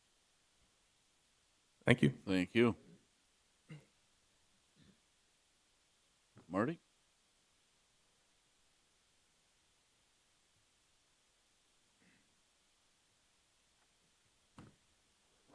Good morning. Morning. Just quickly, the jail statistics. We have 33 presently in jail, 12 up in the work release area. We have 65, so we're low in numbers right now on the 24/7, which is good because there's been lots of, they took the bridge out for a week, but now that construction has agreed to put the bridge into the 24/7, they're just gonna take the bridge out from 9 to 5, and then in the morning they'll leave it in for the ones that come in. We have 23 coming in twice a day for 24/7, so they're gonna take the bridge, put it back each day, so that's gonna help us out a little bit. We've been busy. Jail administration's been meeting with full-time staff right now, talking about a new schedule that's going to start July 1st, and then hopefully by October they're used to it. Anyway, so some changes there. Also, patrol has been busy. You know, with the heat and so forth, the lakes have been busy, and there's only one game warden out there, so we have to help out with, they've had some minor accidents at boat launches, and there was a jet ski accident on Campbell, but that just, nobody got hurt or anything, so we assist with those. 2 weeks ago, they had this carp tournament. I don't know if any of you commissioners received any complaints about the noise at all, but we received some complaints about the noise because these are all airboats, or a lot of them are airboats. Most of them are airboats, and of course they got airplane motors on them, so they're loud.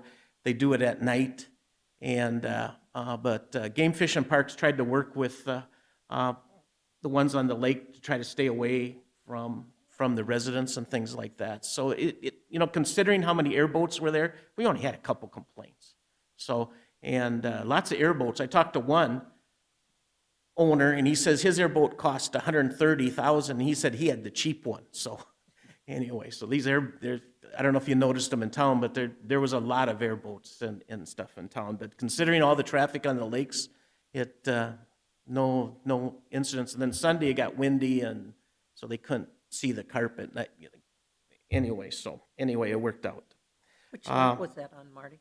Pardon? Which lake was that on? On Campbell, and then they were on Ponset too. Yeah. So lots of traffic, and considering, you know, that's we did good. Anyway, Campbell's been busy too. The south side, of course, is Moody County where the beach is, but a lot of times my guys can respond there first. But we just had some minor incidents there. It looks like the campground in the Moody County side too is open, and got some campers out there and so forth. So that's been a busy area. And of course, Ponset's been busy. So we've been keeping up. Other than that, if you have any questions, glad to help Bob out with the drone. He asked, we wrote a policy for drones, so we got to follow the policy. They got to have some airtime every month. So it's nice that we're doing some things for that too. And we did go out on one incident that the Highway Patrol with the drone too. But any questions? Okay, and I want to congratulate Pete for his promotion also. My guys are always relieved when Daryl and Pete showed up to something. And now with Pete, it's going to be the transition, so I don't have to train a new fire chief, you know. And so when Pete shows up, Pete does a lot of our training at the office. And they have given us in the past too, some of their air, so if the jail filled with smoke that, we could get the inmates out and stuff. And he's done a lot of our training and inspections and those types of things. So it's nice that he's staying around. So thank you.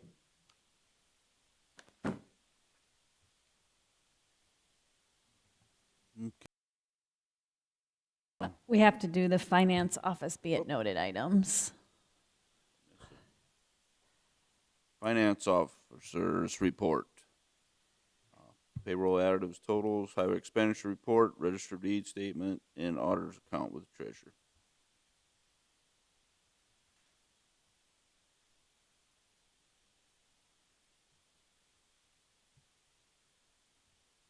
Any questions? Second.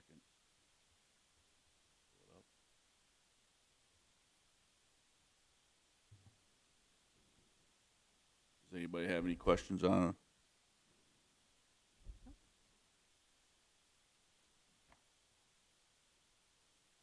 Hearing none.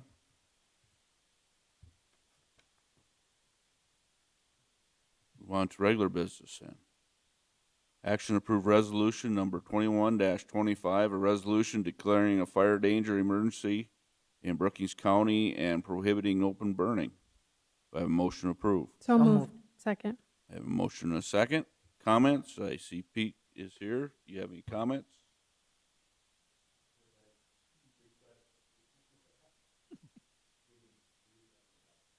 Okay, would you like to come forward?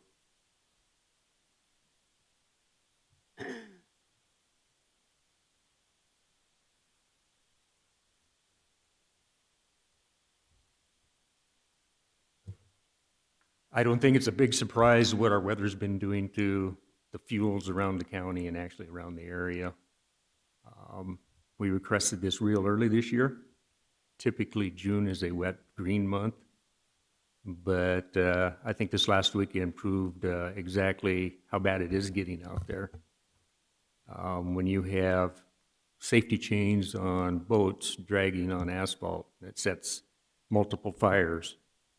And the Roos Fire Department has more calls on Sunday morning and afternoon than they've had in a month. Something's wrong. I realize this won't take care of all of the accidental fires out there, but it will serve to help out. It should reduce the number of fires that the county firefighters respond to. Sunday evening, we did have a fire north of Sinai. That was caused by a burn pile. It ended up burning an abandoned house and I think around 30 hay bales. Every department in the county was there. Arlington was there. And I was really getting concerned in the heat because I saw some Volga firefighters that I thought were going to drop. So anything we can do to prevent some of these fires and help us get through this summer makes me feel a lot better about the safety of firefighters. Any questions for Pete? None. The Brookings County Resolution 21-25, a resolution declaring a fire danger emergency in Brookings County and prohibited open burning. Whereas due to lack of current moisture in Brookings County, a fire danger emergency now exists within Brookings County, South Dakota. Now therefore be it resolved by the Brookings County Board of County Commissioners that a fire danger emergency is hereby declared, and until this resolution be otherwise rescinded by the Brookings County Board of County Commissioners, all open burning as defined in ordinance number 2009-02 without a prior written permit is hereby prohibited within the boundaries of Brookings County, South Dakota, exclusive of any incorporated municipality within this county. Be it further resolved that this resolution is declared to be necessary for the immediate preservation of public safety in accordance with the provisions of South Dakota Codified Law 7-18A-8, and it is effective immediately and shall continue in force and effect until rescinded by the Brookings County Board of County Commissioners. Passed and approved this 15th day of June 2021. This Chairman. comes with a recommendation from Pete Bolzer. So the He- question for Pete, this doesn't, it's exclusive incorporated municipalities within the county. So the city of Brookings, did they pass their own banning? There is no open burning allowed in the city of Brookings other than what's allowed for recreational fire pits. So a fire pit in the backyard is still, Right, and actually that would still be allowable under the county ordinance also. okay. I believe there's a size limit in there on the size of fire to allow people to still have their recreational fires in their backyard. Thank you. Without any other questions, call the roll, please. Bartley? Aye. Krogman? Aye. Boersma? Aye. Pierce? Aye. Jensen? Aye. Motion carries. Thank you. Action B, action to approve resolution number 21-26, a plat of lots 1A and 2A of the Renzen addition in the southwest quarter of Section 1, Township 109 North, Range 48 West of the 5th Prime Meridian, Brookings County, South Dakota. Do I have a motion to approve? Move approval. Second. Have a motion and a second. Any comments? We heard this on June 1st at the regularly scheduled planning and zoning meeting. It was passed unanimously and sent to this board with a recommendation that you approve it. Any other questions? Call the roll, please. Krogman? Aye. Boersma? Aye. Pierce? Aye. Bartley? Aye. Jensen? Aye. Motion carries. Item C, action to approve abatement number 21-14, an abatement application made by Eric Schlimmer, Living Trust for parcel number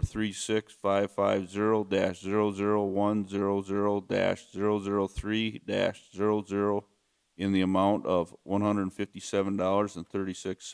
Do I have a motion to approve? So moved. Second. I have a motion and a second. Comments? Hearing none, call the roll, please. Boersma? Aye. Pierce? Aye. Bartley? Aye. Krogman? Aye. Jensen? Aye. Motion carries. Action to remove agreement number 21-81, One Chart Link Partner Agreement between Brookings County and Sanford from the table. Do I have a motion to remove? So moved. Second. I have a motion and a second to remove it from the table. All those in favor signify by saying aye. Aye. Opposed, same sign. Is removed from the table. Item I, a vote on motion from June 1st, 2021. There's a motion by Bartley and second by Boersma to approve agreement number 21-81. State's Attorney Dan Nelson has requested that we table this again until the July 6th meeting he has not gotten all of the information that he would like to get on this before he can move forward, feeling comfortable with you approving this. So he asked me that we table this again until the next meeting. I'd move to table To that date. to July 6th. Second. I have a motion and a second to table it to July 6th, 2021 meeting. All those in favor signify by saying aye. Aye. Opposed, same sign. Is tabled. Item E, action to approve agreement number 21-82, a letter of contract for engineering and environmental services, feasibility memo amendment number 1 to the Madera Township Big Sioux River Diversion Channel dike reestablishment. We have a motion to approve. So moved. Second. We have a motion and a second. Comments? This is the contract that will finish up the existing feasibility services that we did from Banner's Associate. At the next meeting, we'll probably bring in another one after we meet with Banners later this week and probably the Corps next week. We will be coming back again to see, we'll have to have the discussion on the large.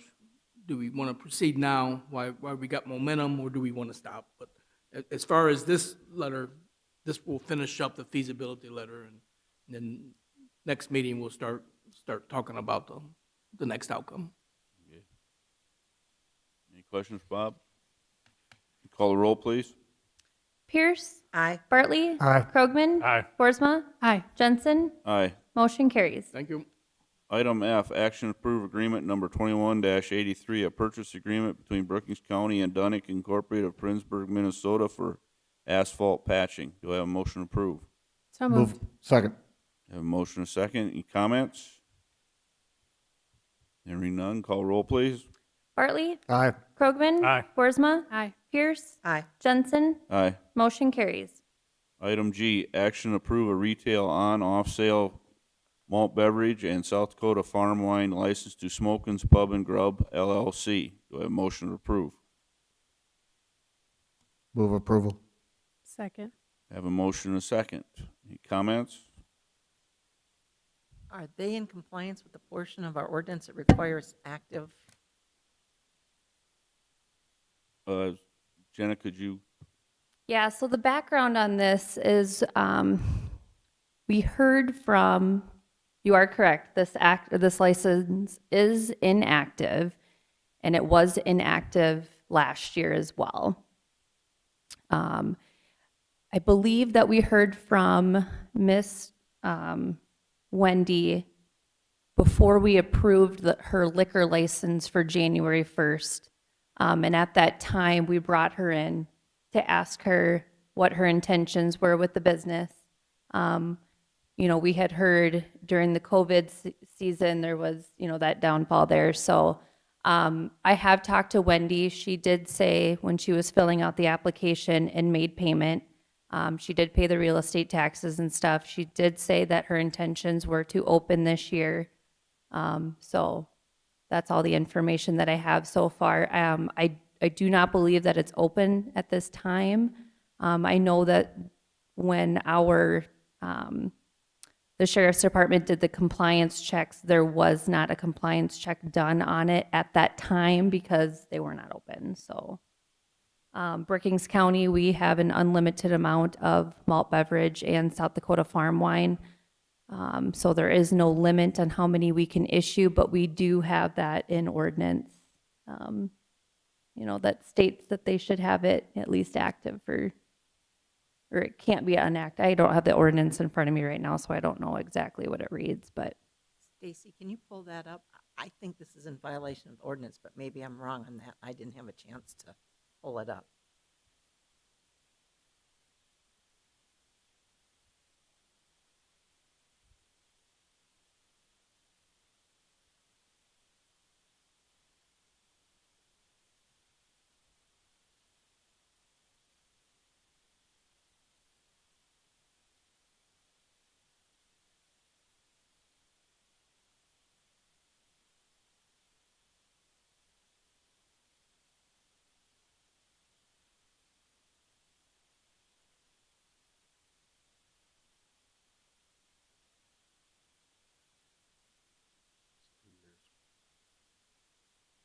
And were they active in when was the last time they were active? I guess that's the question. Do we know the answer to that? I believe it was probably in 18, 19, if you recall, they'd moved down into Hamlin County, and then there was the flooding concerns. I think she had plans to keep the other location open to some extent, and then there was flooding, and they were dealing with flooding at their new location, and then last year COVID hit. Didn't make sense to reopen the Brookings County location because of that. So it's been probably, I'm guessing, I don't know 100%, but I'm guessing since 2018 was maybe the last summer that it was open. Is there a reason that if we said no, because I think our ordinance requires us to say no because they've not been active for 2 years, that if they got everything up and running and decided they wanted to go back into business, they couldn't come back and ask? There's not a particular time of the year they have to request it, right? They can request it at any time. It's just that their license isn't current anyway. So this malt beverage license would be good until July 1st, until the June 30th, 2022. So the current license would expire, but it's already inactive. So yeah, I mean, she could come back and reapply at any time. Once she knew what she was doing, and we would then know what was going on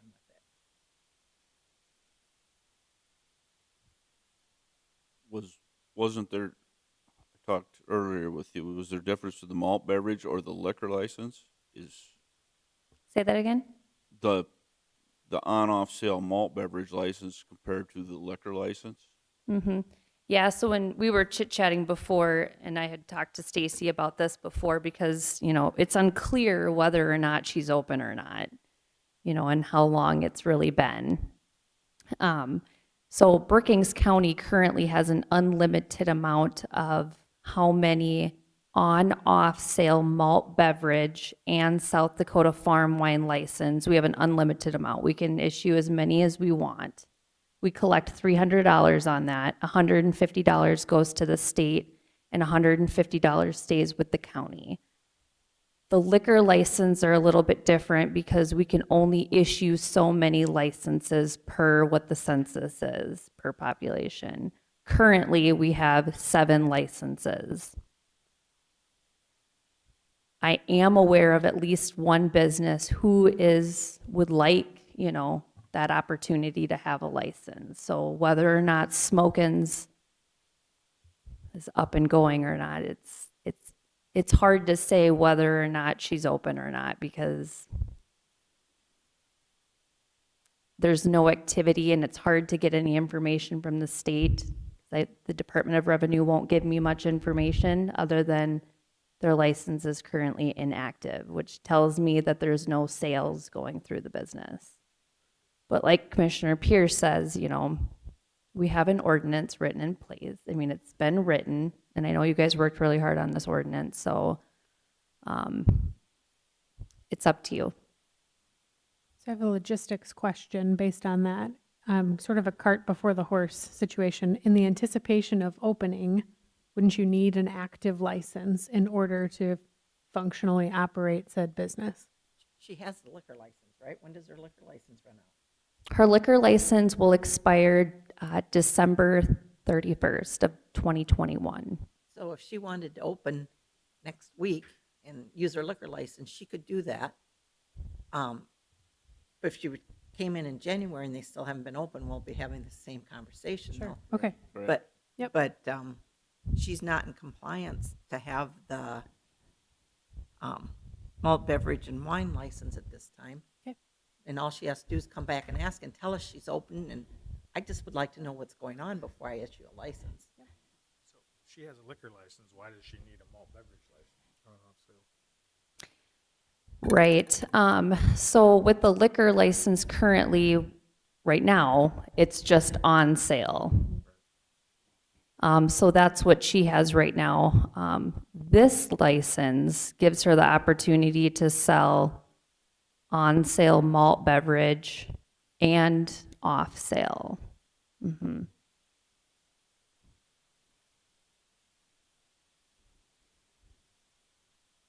Right, because I mean, you guys are going to be, come about October, you're going to see all of our businesses now applying for the liquor license for that following year. Yep. So she'll probably be coming in at that time to apply for that liquor license. And like I said, we only have 7 at that time. So,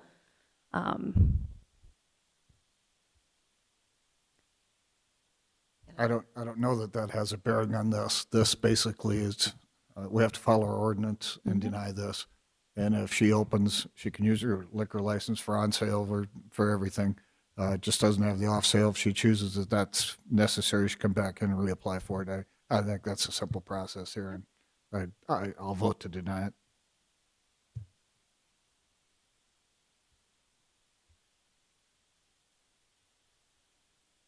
Any other comments? Hearing none, all those in favor signify by saying aye. Opposed, same sign. Aye. Aye. Motion denied. Item H. Action approve a retail on/off sale malt beverage and South Dakota farm wine license to Shade Vineyard. I have motion to approve. So moved. Second. I have a motion and a second. Comments? They haven't had any violations, is that right? yeah, these guys have had no violations. The reason that you're seeing their application right now is because Dylan and I were having some back and forth on just the completion of the application in its entirety. So you're just seeing a little bit later than that rest of that group, so. This is a brand-new application as well, right? This is not a brand-new It's not? application. Okay. Nope, this would just be a renewal one. These guys have the, just an on and off sale malt beverage in South Dakota farm wine. They do not have a liquor license. So this would just be a renewal. Any other questions? Hearing none, all those in favor signify by saying aye. Aye. Pose same sign, motion carried. Item I, action to approve a request to fill vacancy for 2 part-time membership assistants at the BCOAC. I have a motion approved. So moved. Second. I have a motion and a second. Comments? This is to replace Lisa, who was hired full-time. She was a part-timer, and then we had a gal graduate. So just looking for 2 more people. And it's in your budget. Yep. Any other questions? Hearing none, all those in favor signify by saying aye. Aye. Aye. Pose same sign, motion carried. Item 9, Commission Department Directors Report. I have included the surplus cash analysis information for May. You're at 49% at May month end. If you look at the 10-year look back comparison, I think the 10-year average is just over 41%, so we're well ahead of that. The jail expansion executive summary from project manager Chad Nelson was included with my report. He was here at the last meeting and went over a lot of this information, as this was, he gave me this about the day after he was here or so about the day he was here. So a lot of that information you're already familiar with. Jacob Bremer, our Director of Equalization, just wanted me to share with you that the newest appraiser, Ken Gable, is now officially a certified appraiser assessor. They got that information last week on him. There's a couple of meeting invites also included with my staff report that are included in the public notices. One that I did want to bring to your attention is we do have the retirement party for Mike Holzhauser. It's this Friday from 2 to 4, program at 3. It will be held here in the chambers. Also, again, that's this Friday. On Thursday this week, the city is holding some retirement receptions for a number of their city employees who are retiring. City engineer Jackie Lanning, former fire chief Daryl Hartman, and then Dale Allgood with the street department. I believe they're holding a retirement reception for those folks. It's here in this building. They're actually having it down on first floor in the kind of in the common space on first floor in the hallway space. So that's Thursday from 2 to 4 if you want to attend that. Budget hearings next Thursday, June 24th. Hopefully you have all of you have those on your calendars. We'll be next door in the community room. July 18th, the Madera Monument rededication ceremony out at the monument site. July 19th through the 23rd is our safety week, and the safety picnic is going to be at the BCOAC once again on the July 22nd. If you want to attend that picnic, you just need to let me know, but there are specific times. You can either come at 11, at noon, or at 1 o'clock. If you're interested in attending that, Bob will give one of his fabulous talks at each of those hourly sessions. So we'll be, just get in touch with me about that. One of the flyers that was in my report was the mental illness and stress tolerance. Brookings Empowerment Project is putting that on Monday, June 21st. That's coming up just next week from 5 to 7:30. That it's out at the Pioneer Park Picnic Shelter. June 23rd, we have the STIP review at the First District office in Watertown if you want to attend that at 10. And then I think I had mentioned last time, looking a little further out into August, we have the CDI golf outing out at the Country Club. That's all I have unless you have some questions for me. Any questions? Thank you. Dan had a court date, so he will not be giving a report, so. On June 3rd, I attended the Public Affairs Committee meeting. We made a decision July and August this summer because we're kind of done with legislative stuff for the year, and then we'll pick back up in the fall.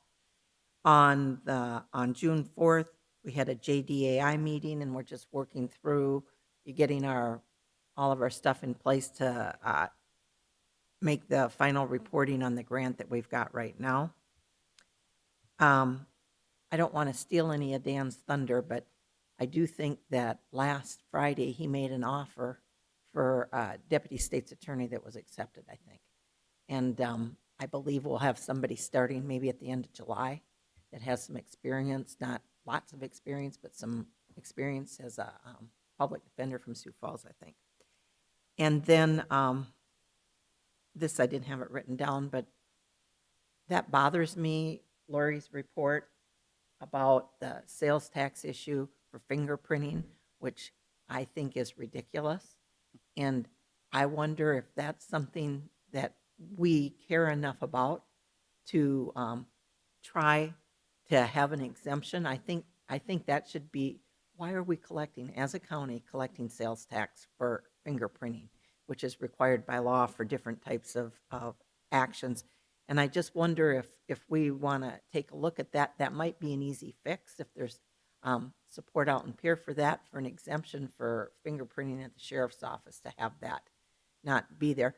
I didn't understand when Lori was talking about it, what we're doing in the equalization office. Are you talking about the fees that are charged for the online? Correct. And one of you've got the name of that program, Schneider something, but Beacon. Yeah. So it's the Beacon, and maybe Beacon is, maybe that should be something we're paying sales tax on because we buy that from somebody. So that's a different thing. But why we would be paying sales tax on fingerprinting, to me, is ridiculous.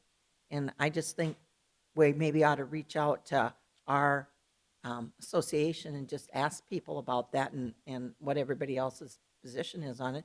And it apparently is not uniformly enforced across the state. And maybe we ask for an exemption. I don't know what the rest of you think on that. Can't hurt to ask. Okay. Is that something we could ask Stacy maybe to talk to Chris about? And I'd be happy to look at the statute if you want me to, where we would be maybe proposing when we get to the point where we're looking at resolutions again. Thank you.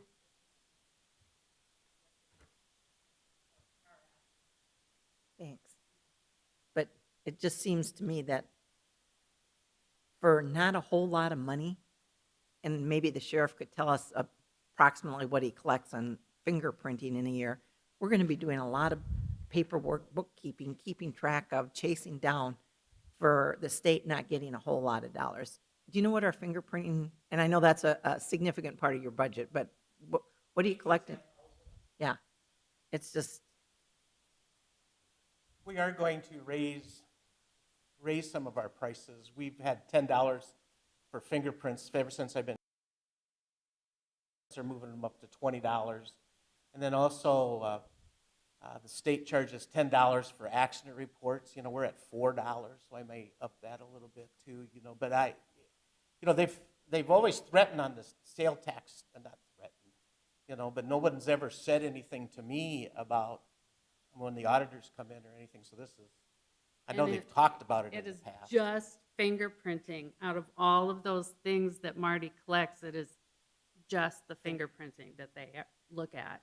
Would you be interested in talking to the Sheriff's Association? And I think I saw nods. We're going to talk to the Commission Association, and maybe you could talk to the finance people, and let's get together and just get an exemption for that. That's just a lot of paperwork for not very much money that the state's ever going to collect. What do you think? That'd be great.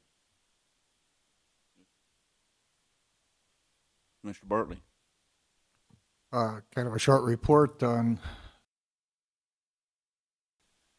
jail committee meeting, and Stacy covered it. One of the things was an issue with some plumbing issues, and it was resolved, and I thank all the parties involved with that, with our architect and our construction management team. With Henry Carlson, they really came together and came up with a solution that works, and I appreciate that. So we're moving forward on schedule. That'd be my report. Commissioner Krogman. I don't have a report. Same. On the 8th, I attended the exercise out at the Swift. Good job setting up and left. So that evening, I attended the rural water drive-by supper up there. They held their meeting. Basically, they handed out information and handed out meals as you drove through a parking lot. So, and that would conclude my report also.